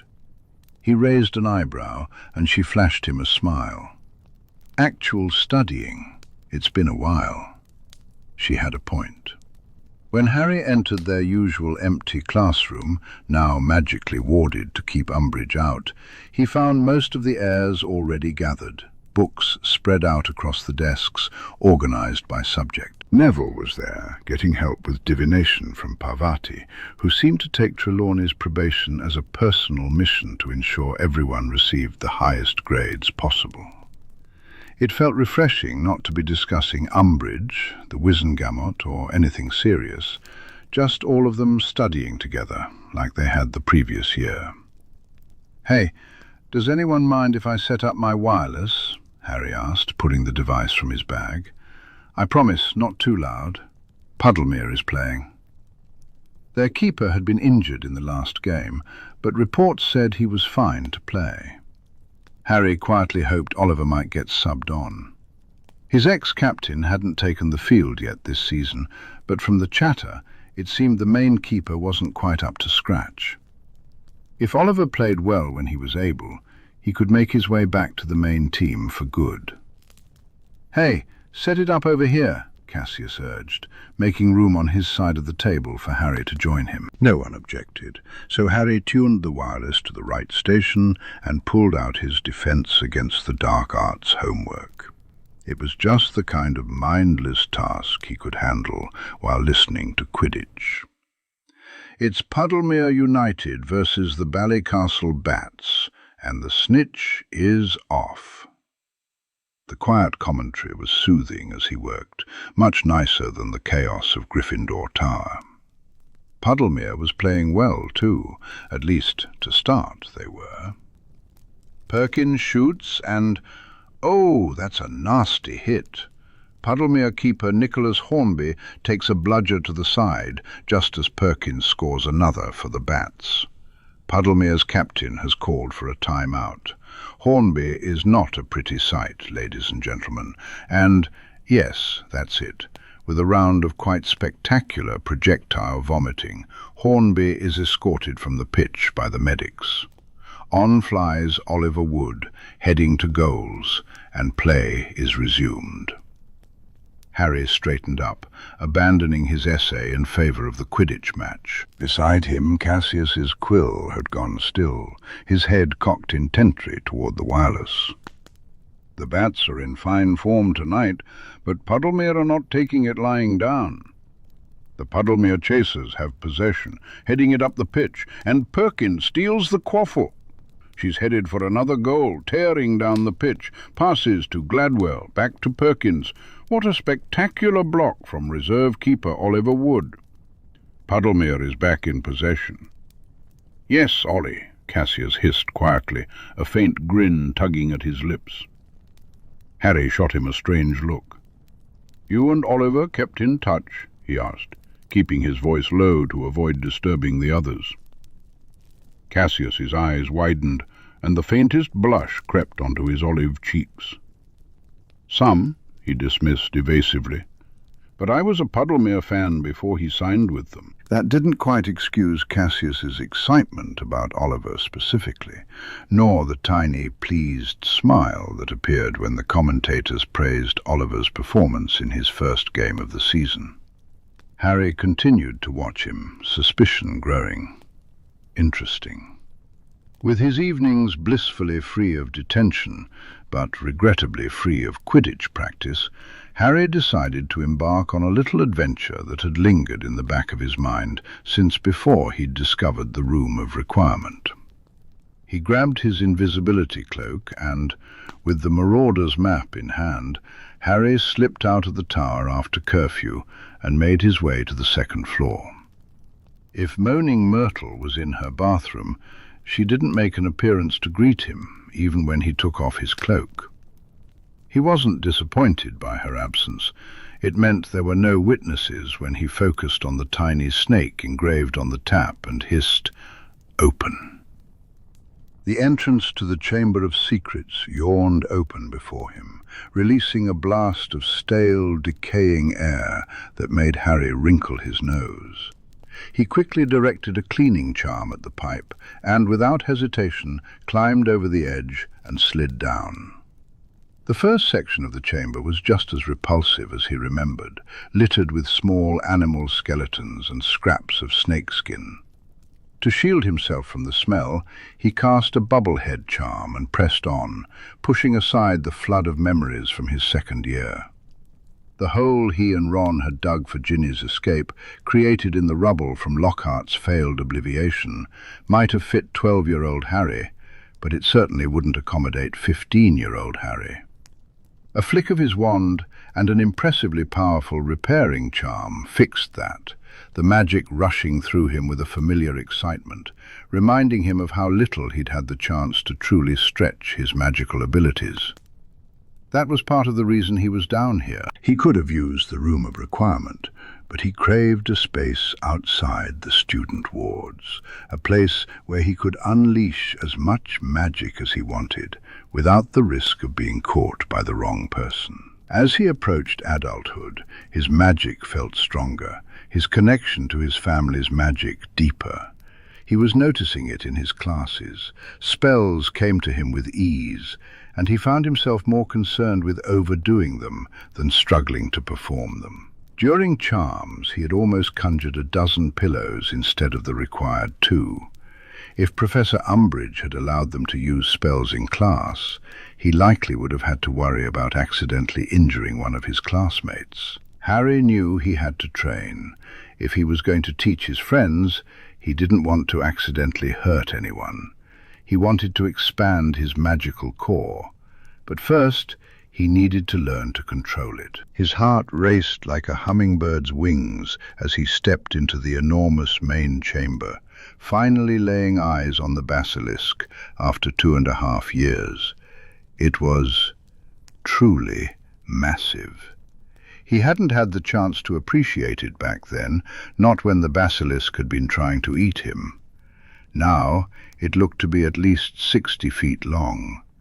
As he edged closer, he braced himself for the smell of rotting meat, but to his surprise, nothing unpleasant hit his nostrils. The basilisk was astonishingly well preserved. He had expected it to be little more than a pile of putrid flesh and sagging scales by now. Was it magic that kept it intact, or something else? Something that clearly didn't work on the rodents and other creatures that had met their end in the depths of the chamber. With a bit of cleaning and some proper lighting, the chamber could really be quite impressive. It was impressive already, but mostly in a creepy, dungeon-like way, with a pool of stagnant water in the corner and centuries of grime built up around it. And then there was the basilisk's corpse, definitely not great for the atmosphere. Harry scanned the enormous room, taking in the huge statue of Salazar Slytherin, still with its jaw wide open for the snake to pass through. What was the point of all this? Had he really built such a massive chamber just to house his pet snake and feed his own ego? Especially since the snake seemed to have its own space beyond the statue. It wasn't like he would be entertaining anyone down here, so why make it the size of a grand ballroom? As Harry approached the walls, he searched for any additional markings or signs. Mostly, he found snakes. Snake-shaped torch holders adorned the walls, snakes were carved into the columns, and snakes were engraved all over. The man really did have a thing for snakes. "Show me your secrets," he groaned, or at least he tried to. But with his eyes on the snake carvings, the words slipped out in Parseltongue. Suddenly the bricks in the wall began to shift. They rolled apart like the entrance to Diagon Alley, revealing an arched doorway. Harry stared in awe as he stepped inside. It was an office, clearly untouched for a long time, yet surprisingly dust-free. One wall was lined with bookshelves, while another displayed shelves filled with potion ingredients, jars of strange substances, and neatly labelled wooden boxes. An ornate wooden desk occupied one side, and a cosy sitting area filled the other half of the room. "Well now," a voice hissed, sending a shiver down Harry's spine. "It's been quite some time since I had a visitor. Who might you be then?" Slowly, Harry turned to face an enormous portrait on the wall. The figure in the painting bore a striking resemblance to Salazar Slytherin himself. Chapter 55. Harry's jaw dropped as he continued to stare at the portrait. The man depicted was dressed in a very old-fashioned dark green robe, with long black hair and skin that closely resembled Harry's own. He crossed his arms over his narrow chest and glared back. "Are you daft, lad?" the man asked, speaking Parseltongue. It shouldn't have surprised Harry, given who it was, but he had only heard one person speak the language before, and it had been under very different circumstances. "I'm sorry," Harry replied, glancing at the painted snake coiled around Slytherin's shoulders to confirm he wasn't speaking English. "I wasn't expecting you. My name is Harry Potter." There was a brief pause. "I'm your heir," he added. "Potter, eh?" Slytherin raised one imperious eyebrow. "A strong family, good lineage. Though I don't recall our main lines combining. Has it been a recent tie?" "I confess it's been so long since my last visitor that I rather thought the Slytherin line had died out." A sudden, dreadful thought struck Harry. "When was your last visitor? Was it a boy named Tom Riddle?" Surely, if Voldemort had found Salazar Slytherin himself, he wouldn't have left the portrait in the school, nor all these books, most of which looked as old as Hogwarts itself. Riddle? No, it was a gaunt lad. I forget his first name. Quite some time ago now. 17-something, maybe early 1800s. Harry felt a wave of unexpected relief wash over him, causing his knees to buckle momentarily. "Should I know the name Tom Riddle? What year is it now, anyway?" 1995, Harry said, watching as the painted man's eyes widened. He swore in a language that was neither English nor entirely foreign, shaking his head in disbelief. "Good Lord! What happened? The knowledge is supposed to pass down the line." With a heavy sigh, Harry cast a Scourgify spell on the sofa before taking a seat. Harry had anticipated spending his evening sharing recent history with the 1,000-year-old portrait of Salazar Slytherin.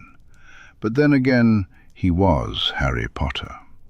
It took him over an hour to explain everything he knew to Slytherin, which, to be honest, wasn't much. He had no information about the original Slytherin line, only that it culminated in Tom Riddle, who had no children. This led to a discussion about how Harry had become the unexpected heir of the Slytherin line, along with everything that followed. By the time he finished, he had never spoken so much continuous Parseltongue in his life, and his lips and tongue felt strange. Slytherin's heavy brow furrowed. "Well," he hissed eventually, stroking the short black beard on his chin. He appeared to be in his 50s, painted long before his death. "That is quite the tale. I can assure you this Tom Riddle never found his way into my private office, as you have." Harry let out a breath of relief, followed by a startled laugh. How arrogant of Riddle to think he had discovered everything about this chamber and the basilisk. I'm sorry I killed your snake," he said sheepishly.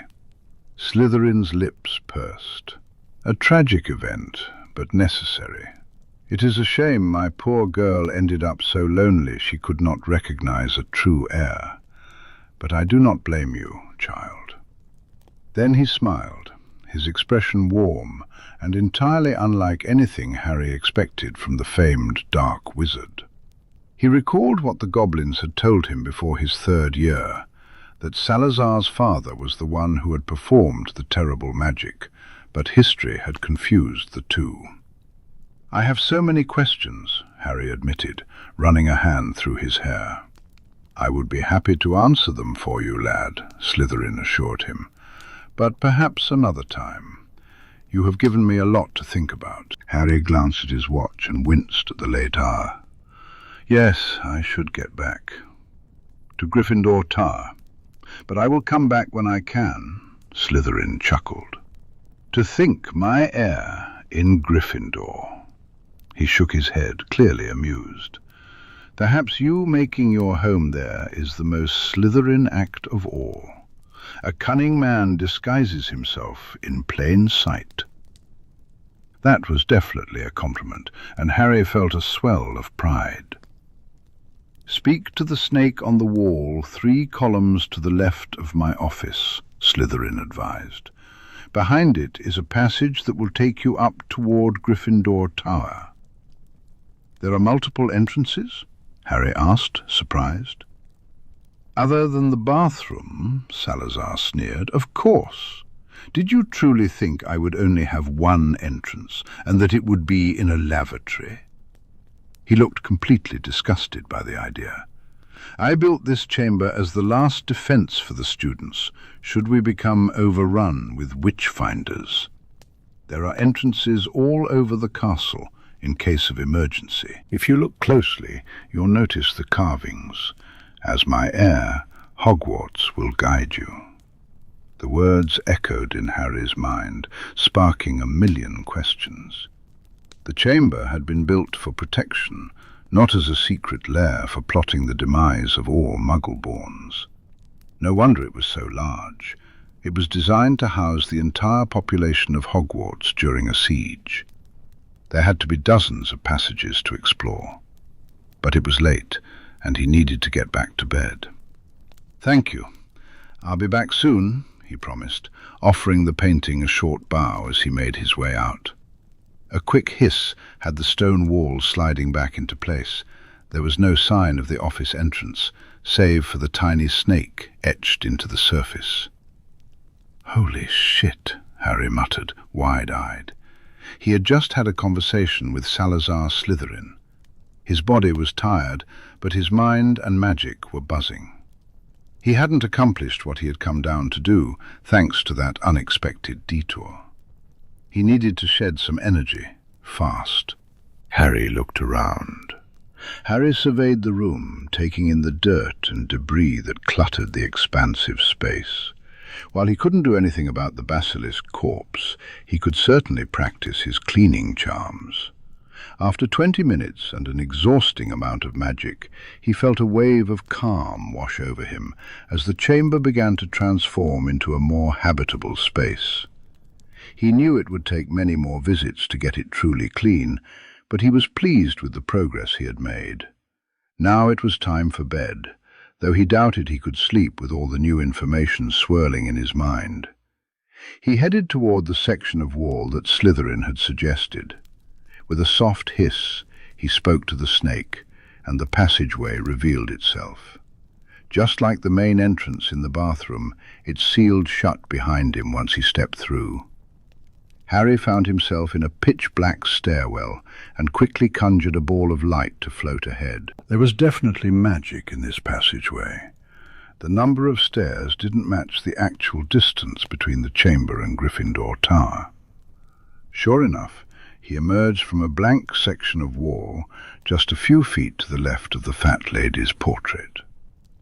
When he turned back to examine it, safely hidden under his invisibility cloak, he noticed the tiniest little snake scratched into the stone.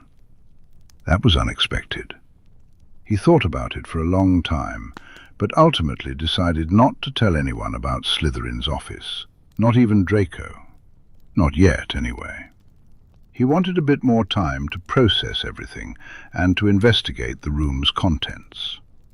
Slytherin had mentioned that it was a space reserved for those of Slytherin blood and family, and he didn't want to risk upsetting the portrait by bringing a stranger into the office. Besides, he had bigger things to worry about. The first Defence Club meeting was upon him. Arriving at the room of requirement a good 20 minutes early, Harry was determined to ensure everything was in place and ready. The doors leading to the house common rooms were there, and he had gathered plenty of cushions in case things got a little rough. Harry had set up the room of requirement, creating ample space for everyone to practice disarming charms at the same time.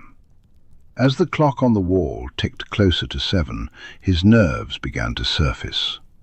He paced anxiously, wand in hand, wishing he had asked Neville or someone else to wait with him, someone to help calm his jitters and reassure him that he could handle this. "You'll be fine, Potter," his inner voice insisted, sounding surprisingly like Draco. The thought of the blonde brought a slightly dazed smile to Harry's face, just as the door opened and the first group of people arrived. "Wow!" Ginny exclaimed in awe as she looked around the room. "This is brilliant, Harry." To his surprise, she wasn't with Michael and the usual Ravenclaw crowd. Instead, she was accompanied by Neville and Luna, both of whom were equally impressed. Soon, Harry could hardly keep track of everyone flooding in, arriving in pairs and threes, hopefully having been discreet on their way up. They all marvelled at the room, murmuring that they had never seen anything like it at Hogwarts before. "That door definitely didn't exist when I walked up here the other day," Cho remarked, making Harry grin. "Sometimes, if you ask nicely, Hogwarts provides," he replied, adopting an appropriately mysterious tone. At last everyone was safely inside. Harry shot a small firework from his wand to grab their attention. "Right then, thanks for coming, everyone. I thought we'd start with something simple today, just to get to know each other. How do you all feel about disarming charms?" A brief silence followed. Then Zacharias Smith spoke up. "What use is a disarming charm against you-know-who?" Of course, he had to have an opinion. Harry made a mental note to find out who had invited that prick and consider putting itching powder in all their school robes. "It saved my life last June," Harry replied without missing a beat. "It's a second-year spell." Zacharias still looked unimpressed, and Harry smirked, his eyes narrowing slightly. "Go on, then," Harry said, his eyes flashing with challenge. Zacharias Smith froze. "What?" he asked, confusion creeping into his voice. "Disarm me," Harry challenged. "It's a second-year spell. You're a fifth-year. Should be easy, right?" Suddenly, Zacharias didn't look quite so confident anymore. Harry heard the Weasley twins snicker at the exchange. "It might be basic," Harry continued, "but there's a reason it's taught so early. If you can get your opponent's wand away from them, you've effectively ended the fight." He paused, considering. "Unless they're capable of wandless magic, but that's fairly uncommon. Of course, it's also an easy spell to block," he added, "but it's worth trying if you can catch your opponent off guard." Everyone was listening intently, so Harry pressed on. "Pair up and take turns disarming each other. If you find the spell itself easy, practice blocking it or resisting it. It's all about willpower. Someone else wants your wand, and you want to keep it. You have to make your will stronger than their magic." He scanned the group, noting the presence of enough 6th and 7th years that he expected at least some of them would find this first lesson simple. In a fight, your opponent isn't going to wait for you to be ready before they start casting spells. They're not going to politely take turns. You have to be ready to react to anything. It's not just about knowing lots of spells or using complicated magic. That's flashy competition stuff. I'm teaching you to survive a life or death, no rules, anything goes, fight. Had Harry been watching himself, he would have realized how much he was channeling Severus Snape. It made sense, considering Snape had been the one to teach him such things. He paced in front of his gathered students, a serious look on his face. They needed to understand that real life was not like school. So give it a try and we'll see how it goes. Then, if it goes well, maybe I'll tell you all about the time I disarmed Voldemort, he added with a wink, sending a ripple of shock through the group. He didn't mind talking about it. Harry recalled bits and pieces of his past, believing they could help others understand the challenges ahead.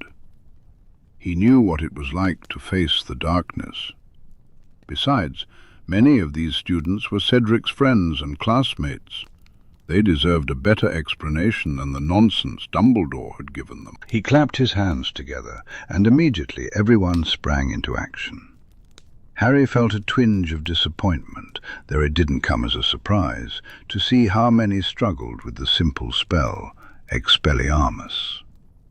Despite Zacharias Smith's derision about the second-year spell, it was clear that many hadn't practiced it in quite some time. Even those who managed to cast the charm did so with exaggerated wand movements, and left themselves vulnerable, giving their opponents plenty of time to react.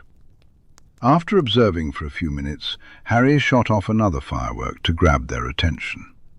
"Okay, not bad," he said, rolling up his shirt sleeves, "but there's certainly room for improvement." He scanned the group, searching for someone to help with the demonstration. "George, can I borrow you for a minute?" The redhead grinned and walked up to face Harry. "I'm going to disarm you, and I want you to try and resist me." George nodded, his face set with determination. In an instant, Harry raised his wand, spoke the spell, and George's wand flew into his hand. The redhead blinked, stunned. "Blimey, Harry," he exclaimed. Harry couldn't help but smirk as he handed the wand back. Did everyone see that? "See what? That was bloody quick," Lee Jordan called out, and several others nodded in agreement. Harry's smirk widened. "Exactly. In here, it's not about showing off perfect wand movements or excellent pronunciation.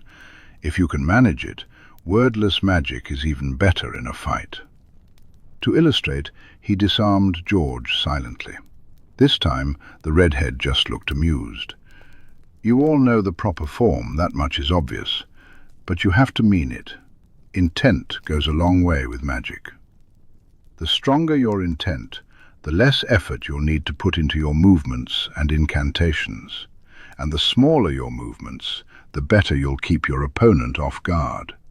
They can't defend against something they don't see coming. If a well-placed Expelliarmus is your first spell, it could very well be the only one you need." Harry noticed the dawning understanding in their eyes and grinned. "Keep going. If anyone finds it easy, try to make it harder for yourselves. Just be mindful of the people around you." The room might have been spacious, but there was still a risk of disaster from a wide-flying spell. Soon the air was filled with shouted incantations as Harry walked around the pairs of students, offering advice and corrections. "Try to bring that elbow in a bit tighter," he instructed Ernie, who was giving his wand an exaggerated flourish when he cast. A few times, Harry demonstrated the spell himself, slower than his instincts would have allowed, but still quicker than most in the room, to show them what it should look like. Gradually, he began to see improvement. Students who had previously miscast their spells or struggled to channel enough power were now sending their opponents' wands soaring through the air. Those who had cast well at the start of the lesson were stepping up their game, attempting to dodge or defend against the spells. He spotted Angelina gripping her wand tightly, while Alicia tried her best to magically wrench it from her hold. "If you've got the hang of it, practice directing their wand back to you," he called over the noise, using a bit of sonorous magic to amplify his voice. "If you can get their wand away from them, fantastic. If you can get it into your own hand, even better." Sending the wand flying was great, but it came with the risk of the opponent running to grab it back or summoning it. In a real Death Eater fight, I'd be telling you to grab their wand and snap it. This revelation seemed to shock several students. Snap someone else's wand? Parvati asked, horrified. Harry nodded. Not necessarily every time, but if they're casting unforgivables, you don't want to risk them getting their wand back and continuing the fight. Wands can be replaced, but lives can't. His expression was grim, but he noticed several hard-eyed nods of understanding among the group. He suspected that at least half of the people in the room had lost a family member in the First War against Voldemort. If his training could save even one life, Harry would consider it a success. That evening, still riding the high of a successful first lesson, Harry settled into his bed and called Sirius on the mirror. "There's my little freedom fighter," his godfather greeted with a grin. "How'd it go?" Harry gushed about the meeting, proudly sharing that by the end of the first session, every single one of them had managed to disarm their opponent competently. "If they practice, they'll all be great," he enthused. "I'm going to teach shield charms next week, so they can take turns disarming and blocking. I might even add in a stinging hex to mix things up a bit." He knew that most people had signed up for the club to learn spells for their exams, not to prepare for a war. He wanted to strike a balance between real-life necessities and curriculum spells. "Sounds great, pup. And how did they take the rest of it?" Sirius asked, his brow furrowing with concern. Harry's smile faltered. Sharing the events of the graveyard with such a large group had been difficult. "I think they believed me," he replied. It was hard to tell, since most of them seemed too shocked and horrified to really respond. "I gave them something to think about, at any rate, and I hope I gave them closure for Cedric." "You did the right thing, kiddo," Sirius assured him. Harry leaned back against his headboard, letting out a sigh. "I hope so." He didn't want to come across as sensationalizing Cedric's death for credibility. He just wanted people to know the truth. "Anyway, tell me more. Tell me what you've been up to. How are things with the Order?" Sirius scowled briefly. "Useless, as always. Dumbledore has everyone taking shifts guarding the Department of Mysteries, and of course, whenever he's here, he makes it a point to remind me that the best thing I can do is stay inside the house." "Has he seemed suspicious to you? About anything?" Harry asked, still worried about how little attention Dumbledore seemed to be paying him these days. Was the headmaster truly focused solely on Voldemort, or was there something bigger at play? "He's very interested in how often you write to me," Sirius remarked. "I told him about Umbridge trying to steal your letters, and mentioned that you'd decided not to risk it anymore. He wasn't too pleased about that. I think he wants to know how you're feeling." He rolled his eyes. "God forbid he just ask me," Harry muttered derisively. Not that he would tell the truth if he did. "It feels like he's forgotten I exist. It's actually quite nice." If the headmaster could keep ignoring Harry, that would be perfect, though that felt like far too much to ask for. Sirius then told Harry about the most recent visit from Bill and Charlie, a grin spreading across his face as he recounted their raucous game of exploding snap. "I'm glad you've got more company," Harry said, smiling. Sirius was a social creature. He needed people around him besides Remus and occasionally Snape. The two eldest Weasleys were perfect for that. "You mentioned Tonks has been around a fair bit too?" "Yeah, she tries to stop by a couple of times a week. Asks for all the juicy stories about her mum as a teenager," Sirius joked. Then his tone grew more serious. "I think she and Kingsley would be willing to follow you over Dumbledore, you know." Both of them are getting a bit fed up with order meetings, and from what Tonks has said to me, Kingsley is still suspicious of Dumbledore for not letting the guard interfere in you being locked in your room all summer, Sirius said. Do you think we can trust them with the truth? Harry knew it would be great to have two auras on his side, but it was a big risk to take. Maybe, Sirius replied, looking thoughtful.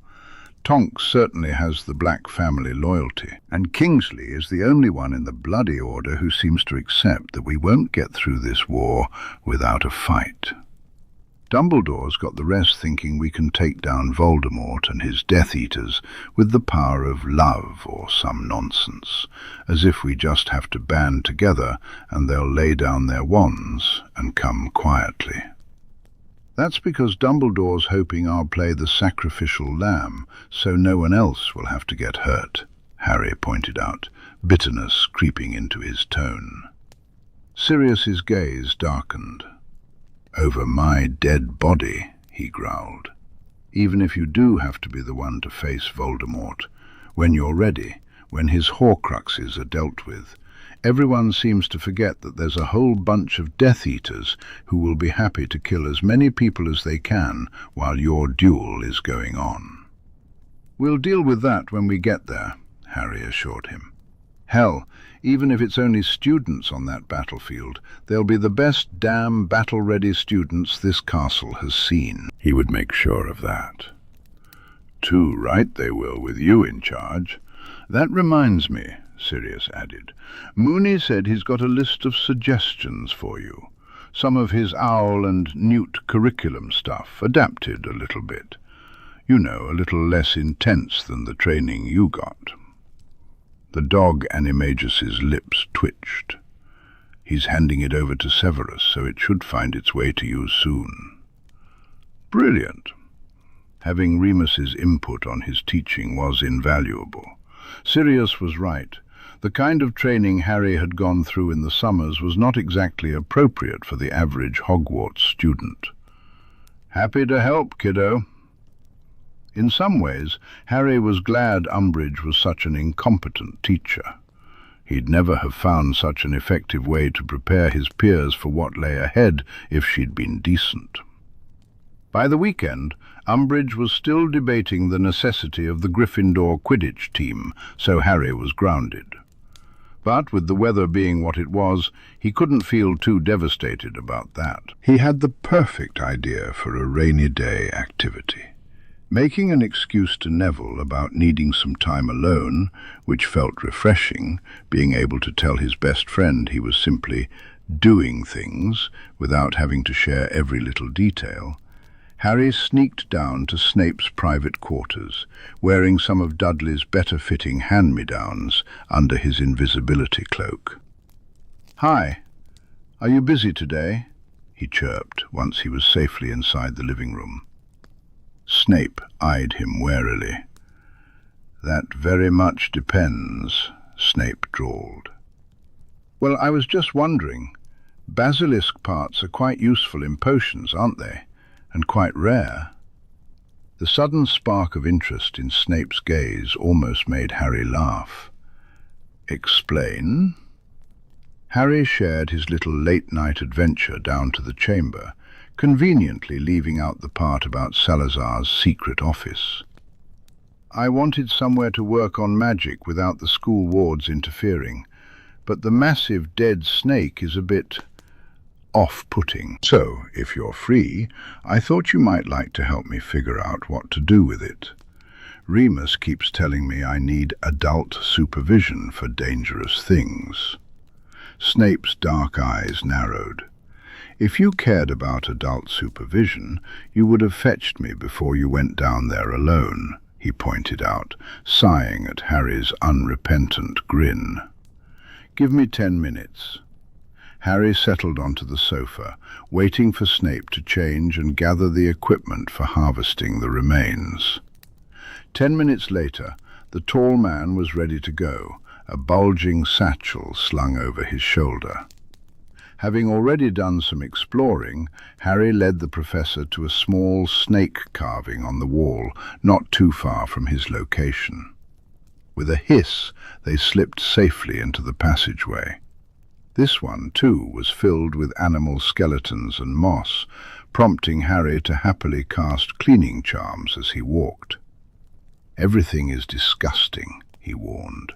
Snape merely hummed in response. When they reached the main chamber, even the usually reserved Slytherin couldn't conceal his gasp. Harry stepped aside, allowing Snape to take in the full view of the chamber and the enormous dead snake lying within. Snape slowly approached the basilisk, his wide eyes tracing its immense size. "Jesus, Potter," he breathed, and Harry nearly stumbled. He had never heard Snape use such a curse in his life. This thing was living under the castle the whole time. "I did tell you it was big," Harry replied, only to have Snape whirl around to face him. "Big? Big? This has to be at least 60 feet of deadly serpent." Snape turned back to the basilisk, running a gentle hand over its scales. In remarkably good condition, too, considering it's been dead for several years. He walked further alongside the body, finally reaching the mangled head. "Forks clawed out its eyes," Harry said, gesturing to the bloody holes in its face. "And if the brain is useful for anything, I'm not sure what shape it's in, because I sort of stabbed it with a sword." He pointed out the hole in the roof of the snake's mouth. "There might still be venom in one of the fangs, but the other one broke off in my arm." It was still there, actually, lying on the stone floor next to the congealed black ink spill from Riddle's diary. "But whatever you can get from it that's useful, you're welcome to keep. I just want it out of here." Snape looked as though he might faint. It was hard to tell whether he was reacting to the idea of Harry facing the snake at 12, or the prospect of being allowed to harvest and keep the entire creature. "This snake, the chamber?" Snape turned sharply to Harry. "These are the kinds of situations that require adult supervision." "In my defense, we did bring Lockhart. An attempt at supervision was made," Harry replied, his tone light. Snape's expression made it clear that Lockhart's presence did not count as adequate supervision. "This is worth millions of galleons just in scales alone." Snape looked genuinely conflicted. "I can't keep this, Potter. By all rights, this whole thing belongs to you. You could sell it for enough gold to fill Gringotts." "I don't want half the gold in Gringotts," Harry said dryly. "I don't want any of it, except maybe enough scales for some battle armor. I do want that." He recalled the summer when Tonks had shown him her dragon-hide armor, and a wave of jealousy washed over him. "You're just handing me a fortune in rare creature parts?" Snape looked skeptical and slightly nauseous. "What do you want in return for such a gift?" "Buy Remus a decent pair of robes," Harry replied immediately, a smile spreading across his face. "Seriously, Snape, take whatever you want. If it makes you uncomfortable, just take the useful potion ingredients, and we can put the money from the scales in a vault for the school or something." He added, "Once Dumbledore is long gone and can't get his greedy hands on it, of course. You're risking your neck and your job trying to keep me alive long enough to take down Voldemort. The least I can do is make sure you have plenty of money to live on if it all goes wrong," Harry continued. The potions master shook his head, incredulous. "I could live a dozen lifetimes on the money from the fangs alone." "Brilliant. Then Remus won't have to worry about keeping a job," Harry said, still grinning, even as Snape narrowed his gaze at him. "I know what you're doing, Potter," Snape declared. "You're trying to sway me into accepting by using Remus, as if he would be any more likely to accept such a fortune from you." "Then it's a good thing I'm giving it to you instead," Harry replied. Harry didn't back down. "We can argue all day if you want, but I've made up my mind. Whatever you can harvest, you can keep. I'll be over there practicing the evaporation charm." He gestured toward the pool of water and started walking away. For a moment he thought Snape might continue arguing, but then there was a quiet sigh, followed by a call for Kerry. The little elf appeared and squeaked in fright at the sight of the snake. "Don't worry, it's dead," Snape assured her. "I'm going to skin it. I need you to bring me a large chest, something I can add an expansion charm to." Kerry nodded and vanished.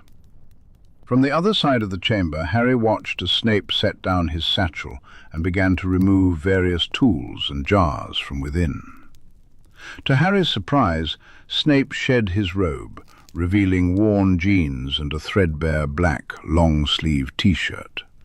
But that was only for a moment. He then pulled a protective overrobe from his satchel and shrugged it on. Harry considered offering to help, but as he watched Snape carefully cut into the snake's gums, avoiding the sharp points of the fangs, he realized it was probably best left to the experts.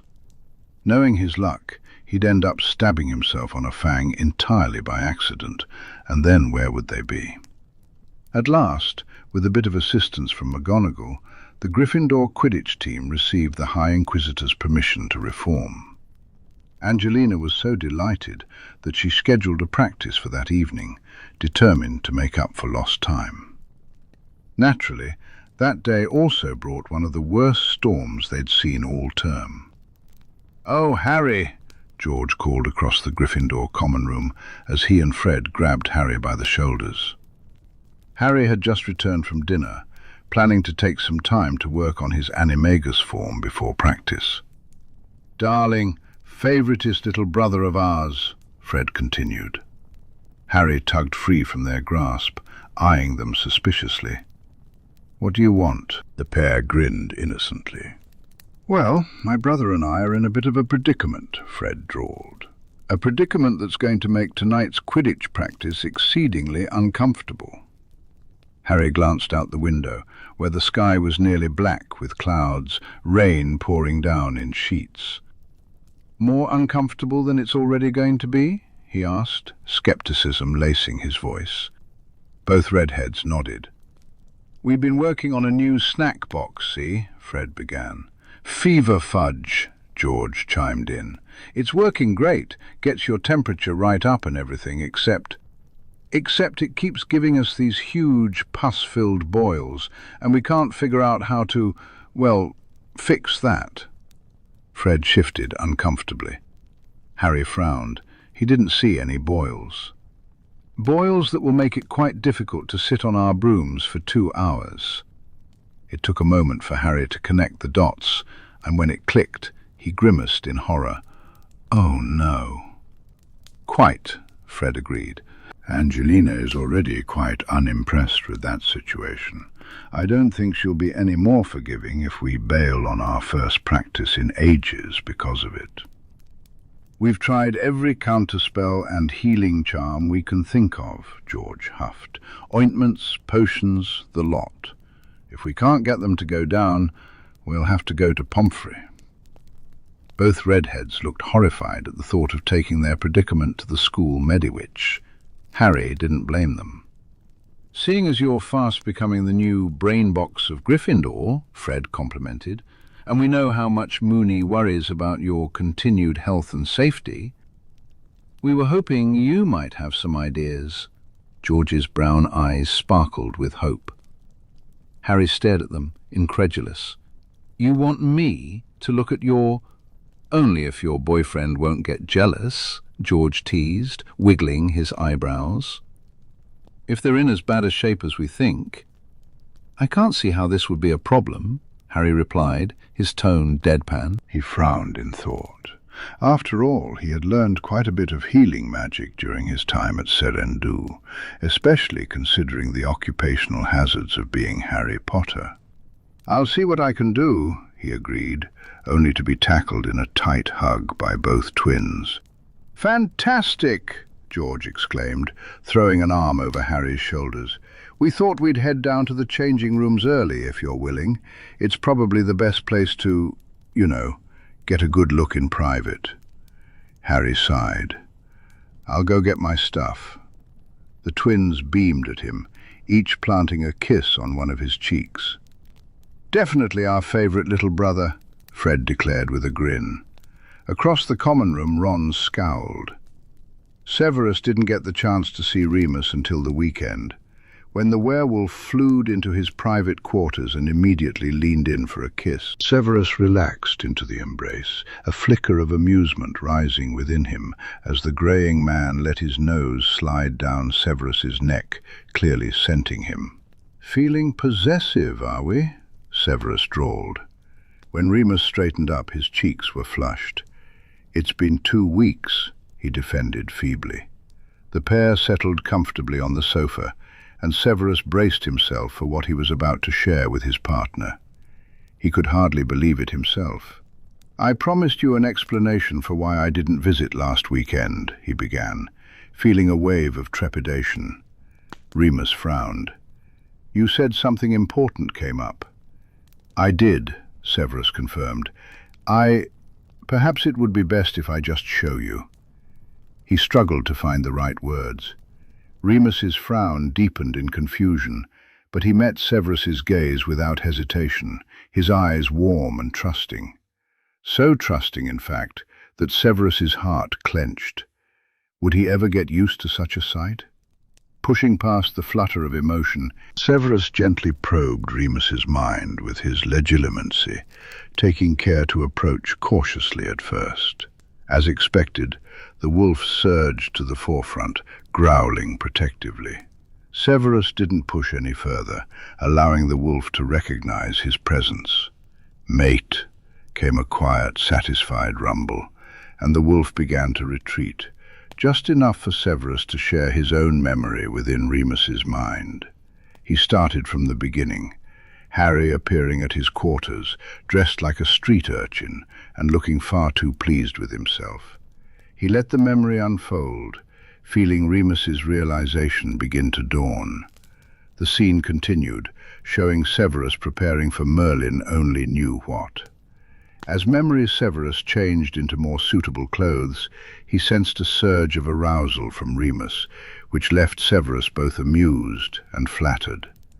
But when memory Severus and memory Harry stepped into the hidden passage leading to the Chamber of Secrets, Remus's mind went quiet and still. When they reached the basilisk, all Severus could feel was horror, his own and his partner's.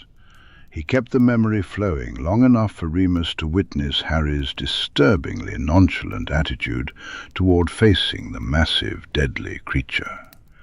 He ended the memory just as memory Severus began the harvest. Carefully, he withdrew from Remus's mind and met his partner's glowing amber eyes. "No wonder he hardly even blinked at fighting that dragon in the first task," Remus said immediately, gripping Severus's hands tightly. "It was so big, Severus, those fangs." Severus made a noise of agreement. The larger fangs had been the length of his entire forearm. It was hard to believe that reckless little Gryffindor, filled to the brim with magic that induced recklessness, had dared to face such a creature with nothing but his useless sidekick and Gilderoy bloody Lockhart for company. And worse, from what Harry had told him, neither of the two had even made it that far. "There's a pensieve in the Potter family vaults," Remus said, seemingly out of the blue. "I know there is one because it used to belong to Monty. The next time Harry's at Gringotts, we are making him retrieve that pensieve. We'll sit down together and he's going to put in every memory of every ridiculous, foolhardy, terrifying thing he's ever done. I can't take any more bloody surprises like that, Severus, I swear." "You and me both," Severus agreed. He still didn't know the full details of what happened with Quirrell and the stone. Potter was remarkably evasive, as if he knew none of them would approve of the situation. Thank Merlin the goblins broke the spells on him, Remus murmured, running a hand through his hair. Can you imagine what he'd be like now if he was still under Dumbledore's influence? The thought made Severus scowl. Potter would likely have turned into the arrogant, idiotic little brat Severus had anticipated the day he started Hogwarts. The brat Dumbledore wanted him to see. "I can't believe he just gave me the harvesting rights to that monstrosity," he muttered, incredulous. At that, Remus's smile softened. "Generous to a fault, our cub," he mused fondly. His honey-coloured eyes grew teasing. "Once you're rich from it, you can take me out for a proper night on the town," he said lightly. "Muggle, of course," Severus added, knowing they couldn't risk being seen together anywhere magical. Remus smirked, bombarded with achingly fond memories of a time long past. Fish and chips on Brighton Pier, a 2-litre bottle of Strongbow, and that awful underground poetry bar. Remus laughed, a sound still capable of stopping Severus's heart. "Oh, you do know how to spoil a man," he declared, leaning in for a kiss. "It's not a poetry bar anymore, though. It's a drag club, I think. Or maybe a leather bar, something queer and seedy," Severus remarked, frowning slightly. After 16 years, he supposed it was too much to ask for everything to remain the same. He let his long arm curl around Remus's shoulders, pulling him close. "It could still be entertaining. Queer and seedy used to be right up your alley." Remus snickered. "You never complained too much about any of those places," he reminded, resting his head on Severus's shoulder. In that moment, Severus felt Remus tense up. "Whatever it is, it'll have to wait a bit. Albus is sending me back to the werewolf packs," Remus said.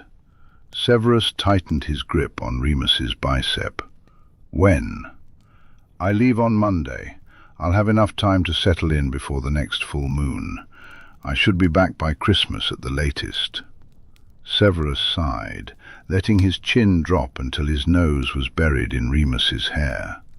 Selfishly, he wanted to tell the werewolf not to go, that it wasn't worth it. But he couldn't bring Dumbledore's suspicion down on him like that. Besides, Severus was stuck at the school, under even tighter scrutiny than usual, with Umbridge meddling everywhere. He hardly saw Remus as it was. One day, he promised himself, neither of them would be beholden to anyone but each other. "I'm going to talk to the pack elders about Harry's offer," Remus said, absent-mindedly tugging at a loose thread on the hem of Severus's shirt.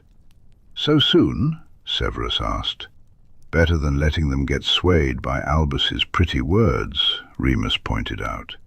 "Harry and his friends actually have a plan to back up their offer, rather than just a vague promise." Severus knew that was the issue for the allied werewolf packs.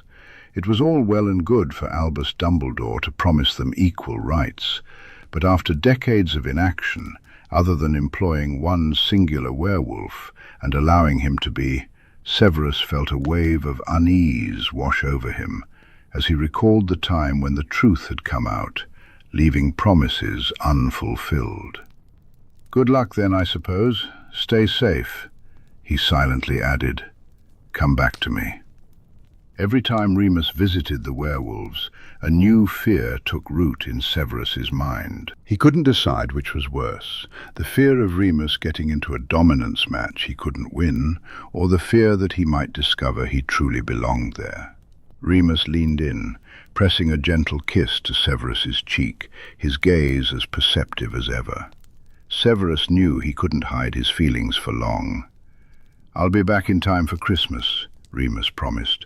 "Harry can actually come home for this one. Well, Grimold." Severus felt a flicker of hope, but then noticed the way Remus's nose crinkled against his cheek. "But close enough. I wouldn't miss it." Severus held on to that hope, wishing with all his heart it would come true. Chapter 56.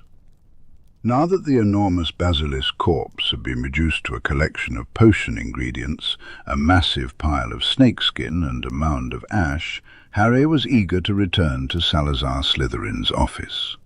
He slipped out of the common room and hurried down the secret staircase, hissing at the office's snake guardian.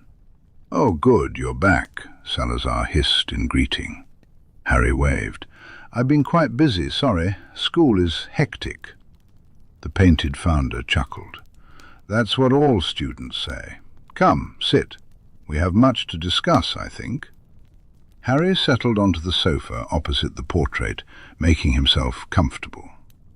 "Where do I even start?" He ran a hand through his already messy hair. Over the past couple of weeks, he had tried to think of what he might ask Slytherin now that he had the chance. But there were so many questions that he couldn't prioritize any of them. "Tell me about this Riddle fellow," Salazar requested, his face hinting at a scowl. "It seems he has done quite a bit to mar the reputation of my line." Harry hesitated, unsure if Voldemort was entirely to blame, and shared his thoughts, explaining the current common view of Slytherin House. Salazar's eyes darkened, and his hands clenched around the arms of the chair he was painted in. "It seems you will have much work ahead of you, young heir. Once you have destroyed this dark lord of yours, it is your family duty to bring the truth of the Slytherin name to light.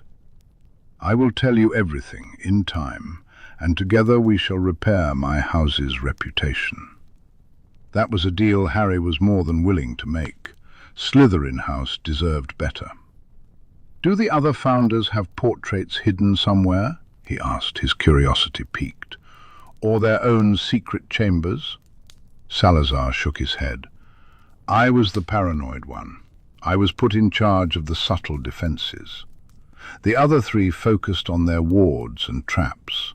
As for portraits, I always urged them to sit for a portrait. Godric insisted they would have time later in life, and the girls didn't care enough to argue. They all passed away before they could be painted." He offered a sad, rueful smile. "I am the only one left." His tone made Harry's heart clench. "I'm sorry," Harry said, imagining being trapped in portrait form, entirely alone in a locked, hidden office. That was no way to exist. "It's no matter," Salazar waved him off. "You have questions, lad. Ask away." A million thoughts jostled for space in Harry's mind, but one rose to the forefront, far more important than the rest. "Do you know anything about Horcruxes?" Immediately, Salazar's expression turned thunderous. "The Slytherin family magics will not allow you to pervert yourself in such a way," he hissed, his tone sharp. Harry's eyes widened. No, not for me. Voldemort, Tom Riddle, he has Horcruxes. I need to know how to find and destroy them." Salazar relaxed slightly, though his upper lip remained curled. There's a Horcrux of his inside me. I was hoping you might know how to get it out." Harry explained, lifting his fringe to reveal his scar. He told Salazar about the goblins' scans and their current search for a solution.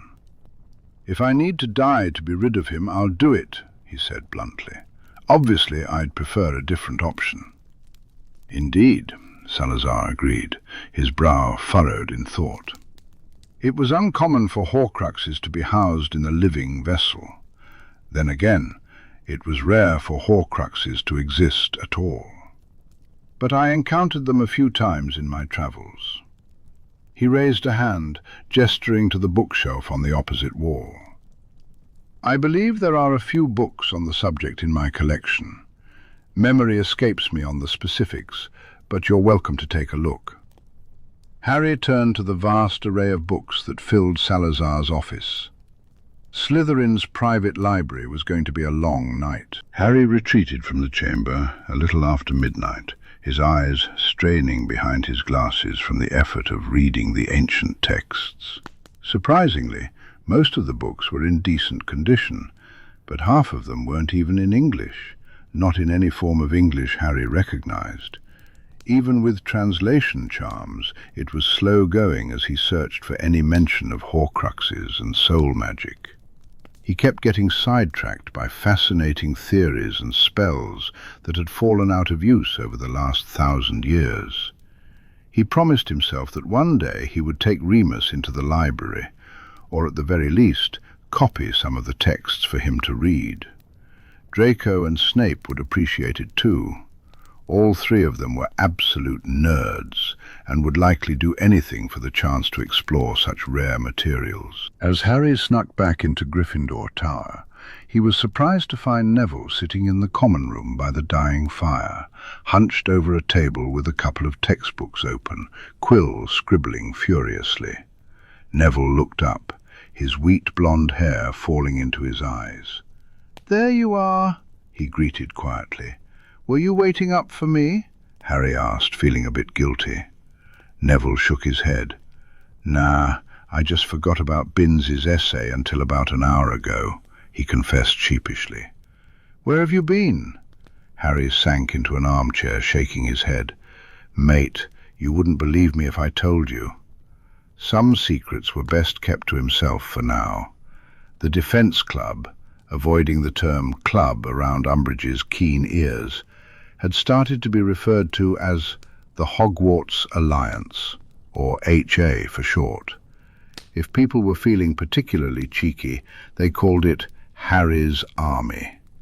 It was rapidly becoming Harry's favourite part of the week, just below spending time with Draco. His students were making incredible progress, gaining confidence in their spellcasting.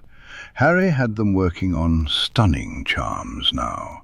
It was a standard part of their training. The OWL curriculum included some very practical spells, especially for combat situations. Harry wasn't training them to be killers like Snape had trained him. His goal was to help them incapacitate their opponents and safely escape any fight.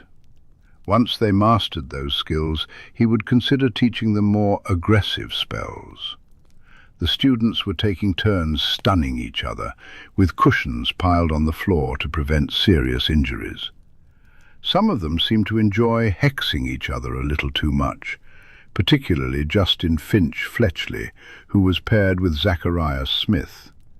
"You're all doing brilliantly," Harry exclaimed, walking among the pairs with a spring in his step. "Thanks, Professor Potter," the twins chirped, winking at him. Harry felt his cheeks redden. They had started calling him that as a joke in their last meeting, but it was beginning to catch on among the others. He couldn't deny the spark of pleasure that surged in his chest every time someone said it. Maybe he would consider teaching once he finished his professional Quidditch career. There was something oddly satisfying about watching his classmates improve from lesson to lesson, and seeing their delight as they began to master spells they had previously struggled with. Neville was perhaps Harry's most improved student. The blonde Gryffindor had started off incredibly nervous, stuttering his incantations and often giving up before he'd even tried. However, with some coaching from Harry, he was really starting to find his stride. Privately, Harry wondered if Neville's wand, his father's wand, was the issue. Neville clearly had magic, but the wand seemed to be distorting his abilities. Still, Neville wouldn't hear a word about the possibility of replacing it. "Gran would kill me," he insisted repeatedly, so Harry decided to let it go for now. As he observed his classmates, Harry noticed that several of them had reddened skin on the backs of their hands. He scowled to himself. How many detentions was Umbridge giving these students? Days? Surely someone on staff must have noticed. Other than Snape, of course, who couldn't risk his reputation to say anything. Was everyone else hiding it, just like I had? Harry thought, glancing around the room with a faint frown. The pairings were just as they always had been. The same groups tended to drift together, much like they did in class. Suddenly, a firework burst from his wand, and the room fell silent. "This is going great," Harry began, "but there's something I've noticed. Look around for a minute." What do you see?" Everyone peered around the room, confusion written on their faces. "We're all fighting our friends," Susan finally said, her eyes widening. Harry nodded. "I don't blame you. It's natural to want to practice these spells with someone you feel safe with, but always working with the same people can make you too comfortable. You start to learn their tells and their weaknesses, and you target them. Then, when you face someone new, it's harder to read their weaknesses. It's not a big deal now, since we aren't really fighting each other," he added quickly, anticipating any protests. "But as we move forward, it'll become more obvious, especially when we start practicing group fighting. You get too used to the same person protecting you, and you begin to leave openings, assuming they'll cover it." He recalled the many lectures he had listened to from Sirius, who had taken personal offense to the Aura department, always pairing the same people together for training, back when he was one of them. "Everyone in here is on the same side," Harry declared firmly. "You could end up fighting alongside any one of them. If you know their strengths and fighting styles, that's a huge advantage. I want us to start changing our pairings. Find someone you've never spoken to before, someone from a different year, a different house, someone you don't really know anything about. If we keep switching it up, it'll keep things interesting." "You just want us all to be friends, Potter," Daphne called out, standing. Harry stood beside Blaise and the rest of the Slytherins in the room. He winked at her and said, "I will neither confirm nor deny that," jokingly. "But seriously, everyone, we've all been in school together for years, and yet I'm still learning new things about each of you just by watching how you work. And Daphne isn't wrong. You might find your new best friend right here, but you've overlooked them simply because they wear a different colored tie." He watched them with anticipation. At first, nobody moved.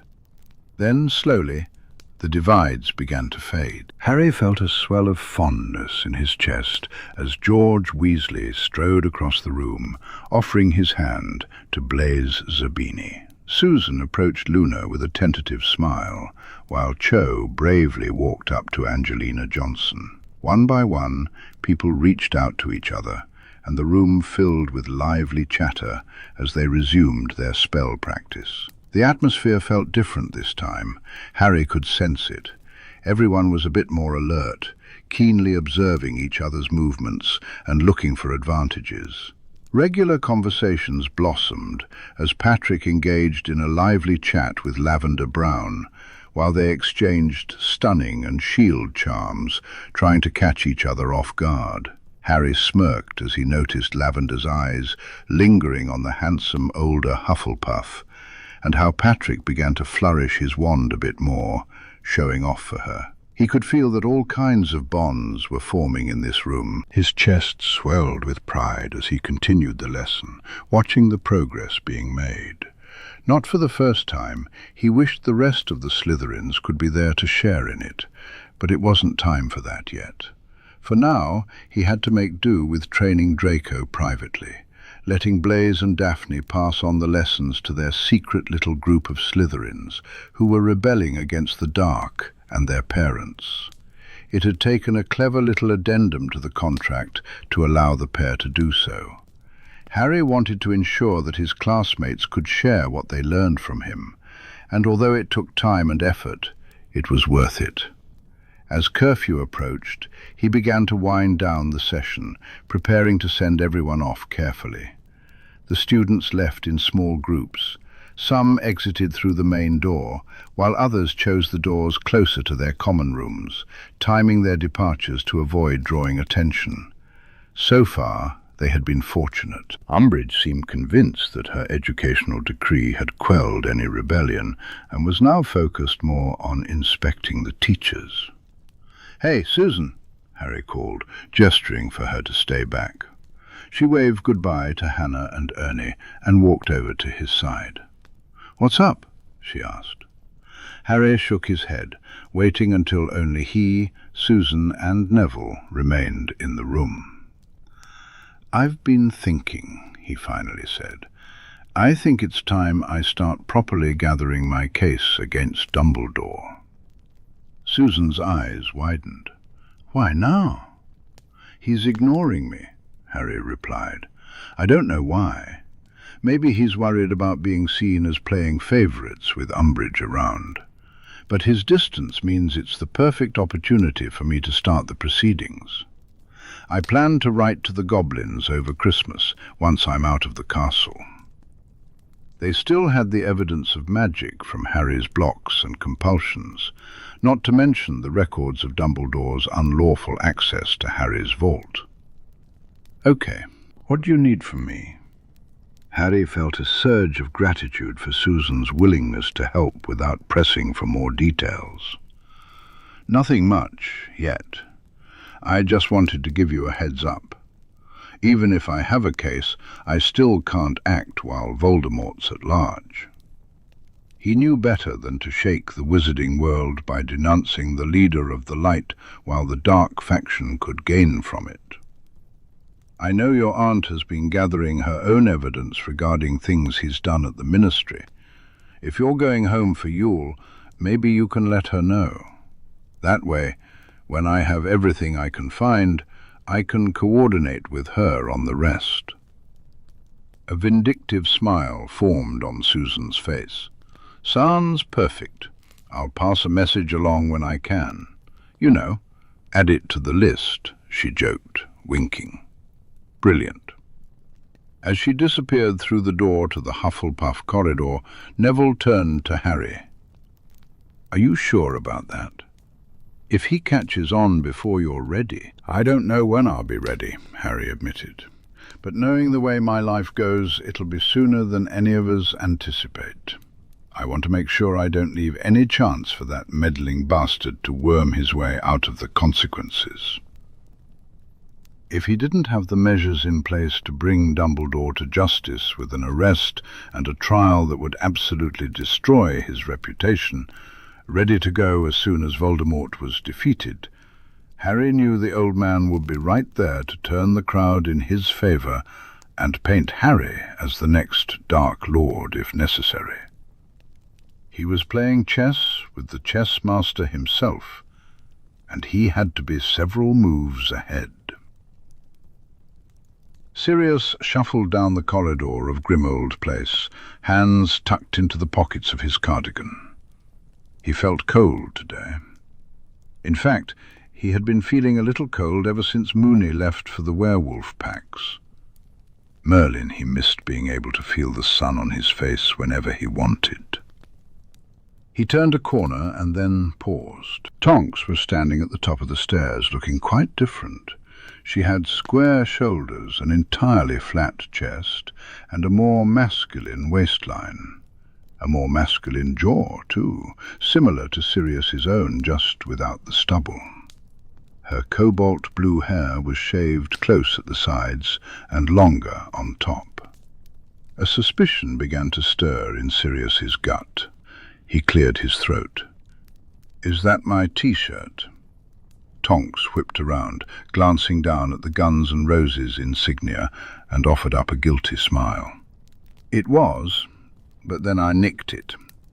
Her voice was a touch deeper, and she sounded nervous, too. I've been looking for that," Sirius mock grumbled, raising an eyebrow at his younger cousin. "You feeling all right?" Tonks's cheeks flushed pink. "Yeah, just, you know." She shot an awkward glance to the side. "Feeling a bit more masculine today." This was followed by a strained laugh, which only deepened Sirius's suspicion. "Fair enough. Changing pronouns?" he asked. Tonks froze, her electric blue eyes widening. He is good, when I'm like this, which isn't often, but sometimes." Sirius nodded, his suspicion confirmed. "Will do. Now, are you actually feeling all right? That was a nasty curse you caught last night." The whole reason Tonks was even at Grimmauld was due to a concussion she sustained during a raid the night before.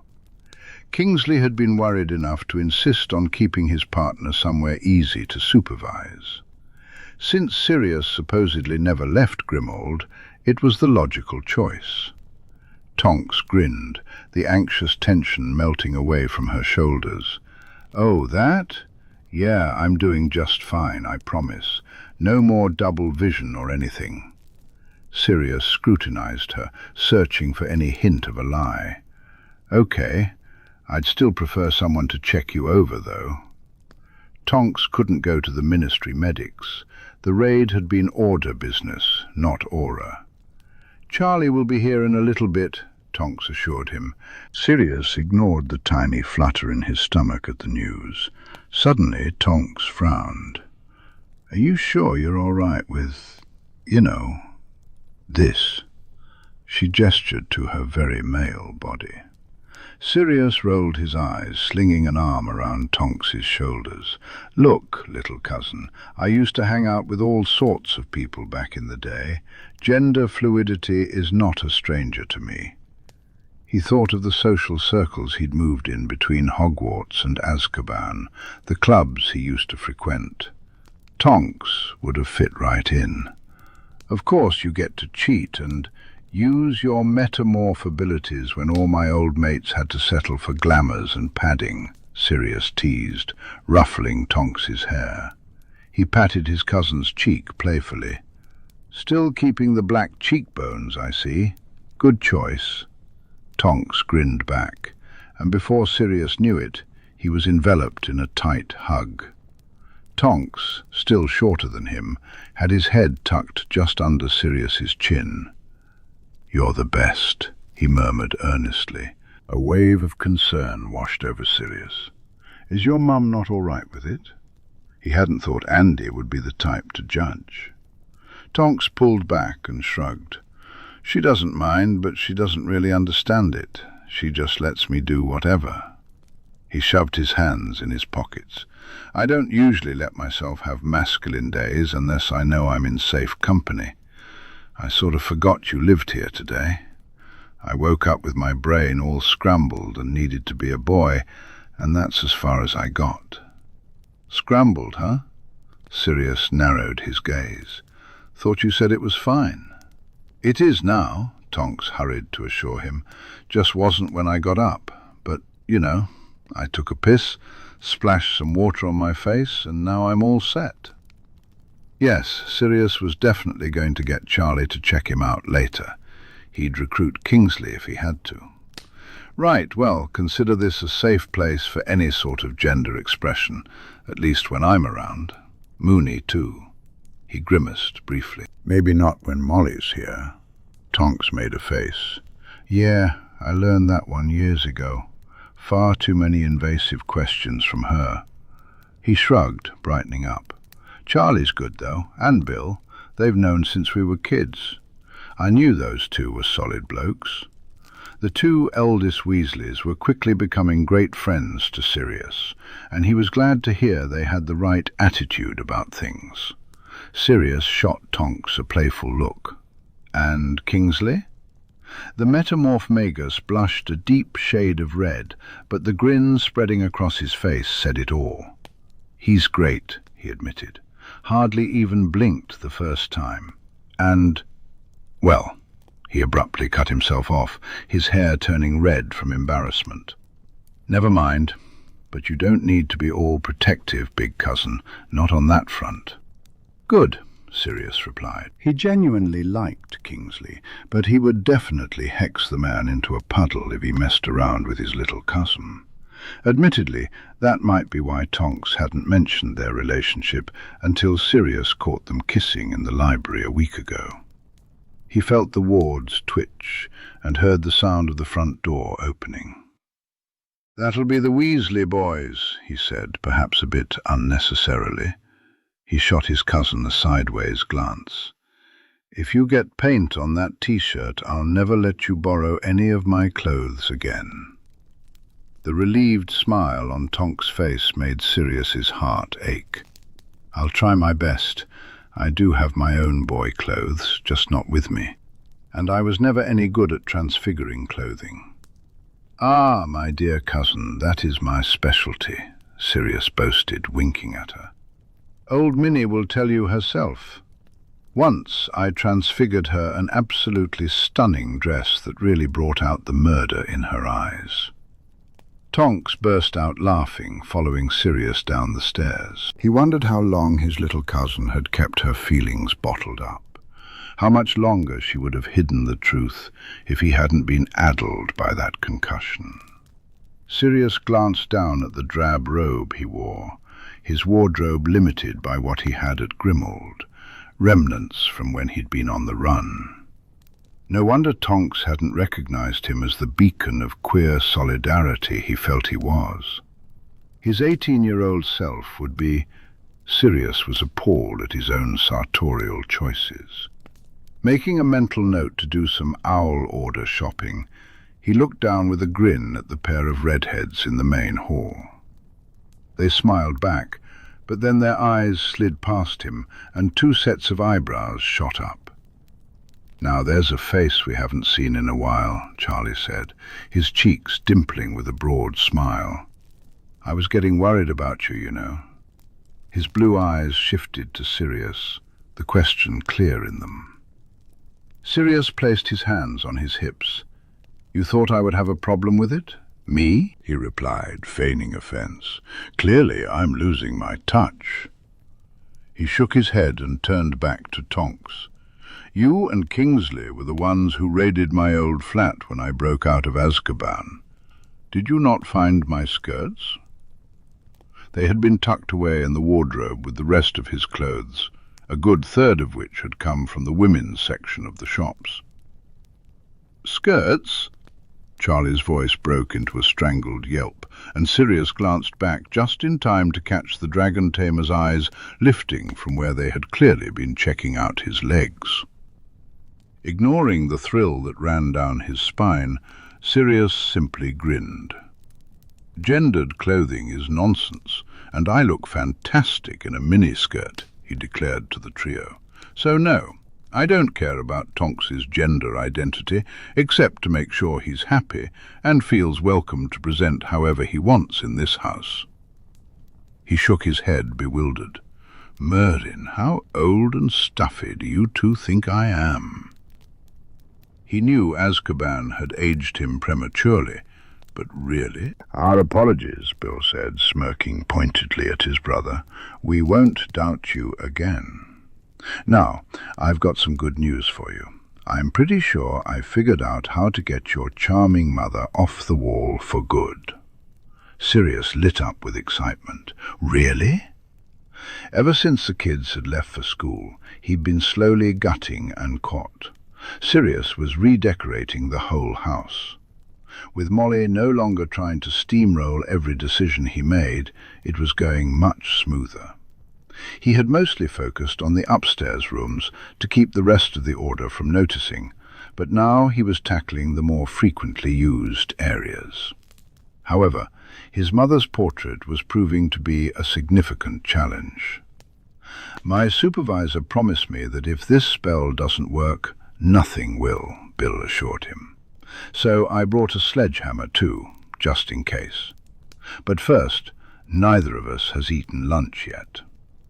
"Oh, I see how it is," Sirius drawled, keeping his voice low as they passed the portrait and headed to the kitchen. "You're using me for my free food." "Absolutely," Charlie confirmed, giving him a wink that sent a flutter of nerves through Sirius. Merlin, he was really off his game after 12 years in Azkaban. Just one handsome young redhead smiling at him, and he felt like a 5th-year Hufflepuff. Bill made himself at home in the kitchen, pulling out salad and cold cuts for sandwiches. "Tonks, Sirius, are you eating?" he asked. "Please," Tonks replied, sprawling gracelessly into a chair. "Go on then. Charlie, would you check his concussion, please?" Sirius tried not to blush as he glanced at Charlie. "He says he's fine, but he also said he was too scrambled to pretend to be female this morning, so I don't trust him." Charlie immediately turned concerned eyes on his friend, who shot an accusatory glare at Sirius.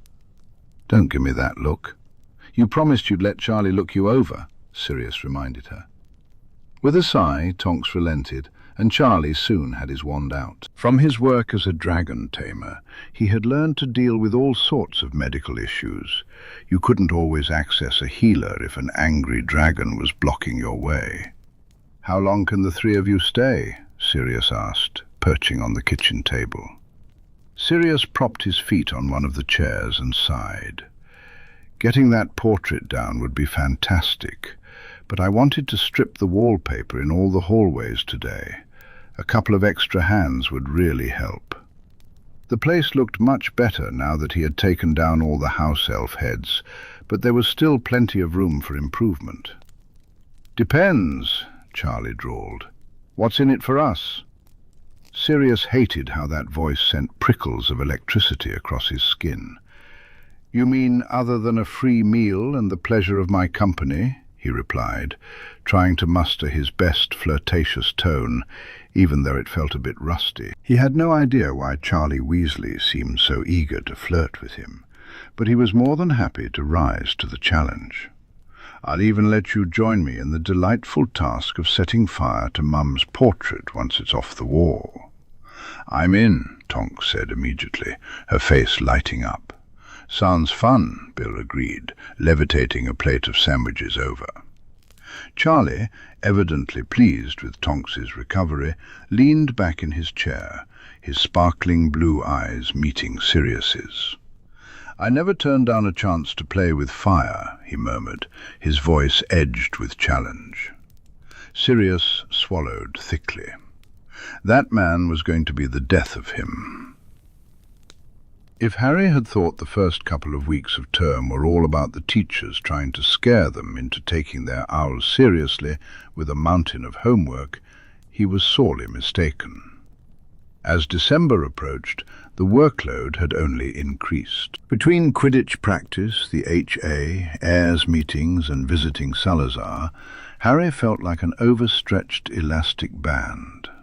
Draco, being the absolutely incredible boyfriend and paragon of all things wonderful, decided to intervene. He outright kidnapped Harry from a corridor on his way back from dinner, yanking him into an empty classroom and warding the door. "It feels like it's been weeks since I last had a civil conversation with you that didn't revolve around defense practice or the Wizengamot," he declared, irritation lacing his tone. Cushioning charms floated softly on the floor as Draco maneuvered Harry down beside him. "I'm sick and tired of having to talk trash about you in public. For once, I don't have prefect duties, and you've got a free evening. So we're going to stay in here until curfew and pretend the rest of the world doesn't exist." As Draco spoke, his anger gradually melted into exhaustion. He sank to his knees, looking up at Harry with pleading grey eyes. "Please?" Harry pulled him closer, cuddling him against his side and running a hand through Draco's soft hair. "That sounds amazing." It was wearing on him too, only being able to speak to Draco when they were bickering. Honestly, 5th year is tough. "It is," Draco agreed, his voice muffled against Harry's jumper. "But it would probably be easier if you weren't moonlighting as a defense teacher and trying to take down the ministry." "Probably." Harry continued to play with Draco's hair. "Are prefect duties really getting to you?" "Not by themselves," Draco sighed, "but with everything else, the politics in Slytherin right now." He trailed off, and Harry tightened his embrace for a moment. "I got another letter from Father today. He's checking up on me, making sure I'm applying myself and making the right connections." "Arsehole," Harry muttered, pressing a kiss to Draco's hair. Draco hummed in agreement. "The good news is he's agreed to let me stay for Yule." That was good news, but Harry knew it would leave Draco in the castle worrying about his mother throughout the break. "I think I'm just going to sleep the whole 3 weeks, Harry declared defiantly. "Here, at the Burrow, or wherever Sirius is. I don't care. As soon as classes are over, just point me to a bed and wake me up when spring term starts." Draco tilted his neck, looking amused. "You're not a bear, Potter, and foxes don't hibernate." "This one could," Harry insisted. Harry knew that no matter where he was, whether at Hogwarts or Grimmauld Place, he had too much to do to spend the entire break sleeping. But he could still dream. The two of them lay together in the quiet classroom, the only sound their steady breathing. Harry began to wonder if Draco had drifted off when he felt the Slytherin's hand reach for his, their fingers intertwining. A frown crossed Harry's face as Draco's thumb began to trace the ridged skin of the scar left from Umbridge's detentions. Even with Snape's help, it had left a permanent mark. "Don't," Harry murmured, putting his hand away. "Does it still hurt?" Draco asked, concern lacing his voice. Harry shook his head. "No, I just—" He sighed, glancing down at the pale marks on his skin. "You shouldn't have to look at my scars." Draco propped himself up, resting one hand on Harry's chest, his brows furrowing together. "Your scars don't bother me," he insisted. "I mean, they do, because I want to pull that hag's intestines out through her own mouth for inflicting that kind of pain on you." His eyes flashed dangerously. "But I don't think any less of you for it, or for anything else." He looked at Harry earnestly. "Does that still bother you, even now?" Harry squirmed, unable to meet Draco's gaze. "I know they're not pretty to look at," he mumbled. It was easy for Draco to ignore them when they met in the dim light of the classroom. It was easy for Harry to pretend they weren't there. "How many times do I have to tell you you're gorgeous before you'll believe me, Potter?" Draco sighed. He took Harry's hand again, bringing it up to press a kiss against the scarred words. "Scars and all. If they upset you that much, you should ask Uncle Sev for some scar remover. He has some that works well, even on years-old scars. But don't you dare think for a second that they bother me." "Only because I try not to let you see them," Harry replied. Draco poked Harry hard in the chest. "I've seen enough to think about you naked, and when I do, the scars are still there," he said bluntly. Harry's cheeks flushed with embarrassment. Draco interrupted him with a firm kiss. "Trust me," he said. "The scars don't make you any less attractive. But even if you were hideous, I'd still probably fancy you." "Only probably?" Harry teased, choosing to ignore the rest of the declaration as his embarrassment took over. Draco shot him a knowing look, but let it slide. "Honestly, Potter, you should worry more about that hair of yours than the scars. I mean, really, it's like you've never even seen a brush." He muttered the last part, but happily buried his hands in the tangled black mess. Harry snorted, pushing himself up and back until he was half lying on Draco, resting on the blonde's narrow chest. "I don't deserve you," he murmured, feeling Draco's deft fingers scratching gently at his scalp. "I'm a gift," Draco replied breezily. A quiet laugh escaped Harry. Truer words had never been spoken. When more than half the members of the Hogwarts Alliance showed up with bleeding hands, Harry mentally revised his lesson plan. He waved his wand, rearranging the cushions on the floor until they formed a rough circle. "Everyone take a seat," he requested. "If you'd be more comfortable in a proper chair, let me know and I'll conjure one." They all seemed fine with the cushions, settling down and watching Harry with curiosity. He sat on a cushion of his own, pleased to see that they hadn't automatically grouped with their housemates and friends. His insistence on mixing up partnerships was paying off. "How many of you have had detention with Umbridge so far?" he asked, a sense of dread heavy in his voice. Silence followed, with many exchanging uneasy glances. Then slowly, hands began to rise.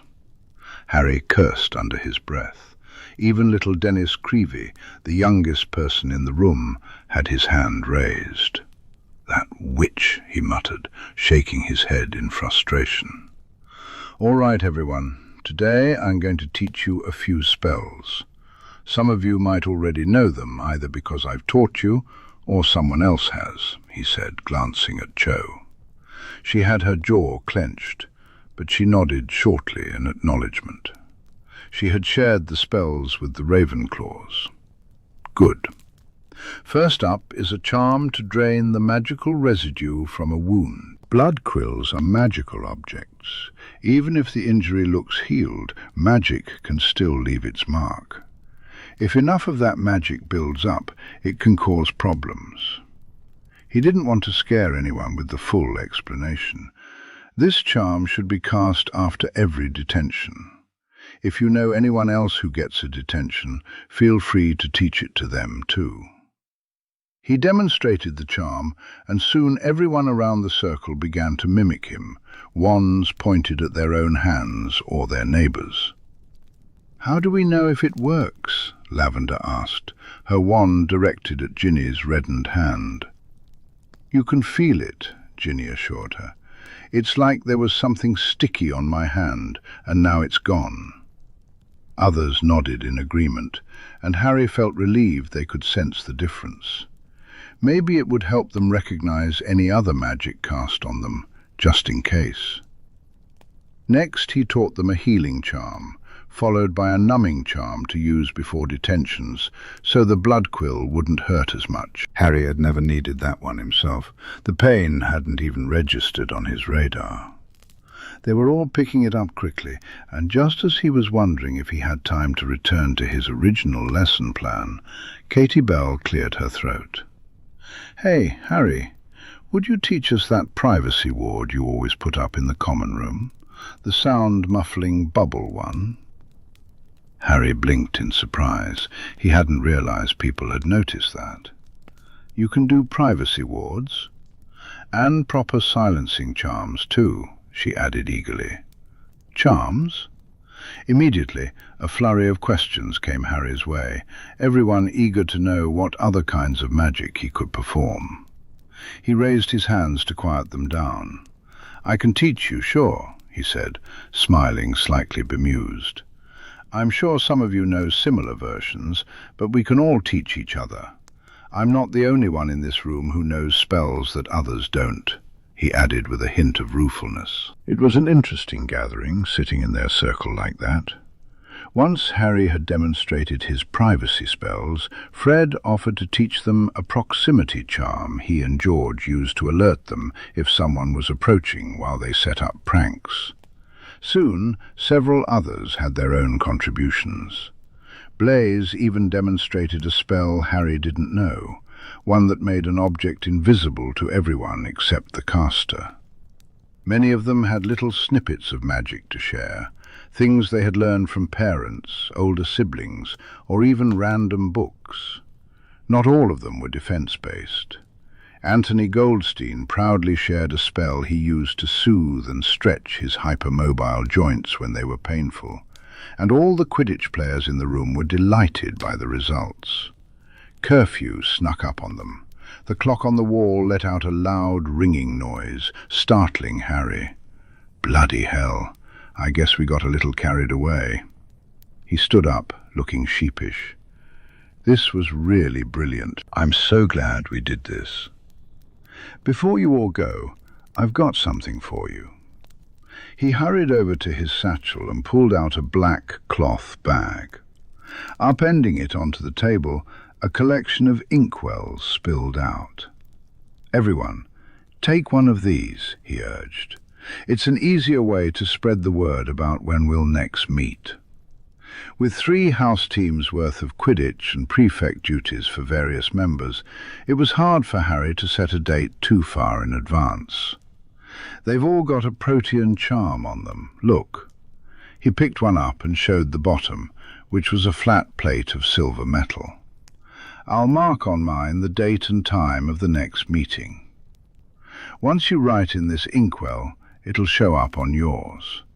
The ink will even change color when I've updated it, "Just to remind you to check," Harry explained. "That's a fancy bit of spell work," Cho teased, reaching for an inkwell. Feeling a bit bashful, Harry shrugged. A friend suggested it. It had actually been Remus's idea, and Sirius had taught him the protean and colour change charms through the mirror. "Just don't throw it away when the ink runs out," George joked, picking up 2 inkwells and tossing one to his twin. "Cheers, Harry." Before long, the table was empty, and the students were making their way to their common rooms, eager to get back before the generally accepted 10-minute grace period after curfew. As Harry tidied up the room, he thought how nice it was not to be the only one teaching all the time. Maybe he could encourage the others to share their knowledge more often.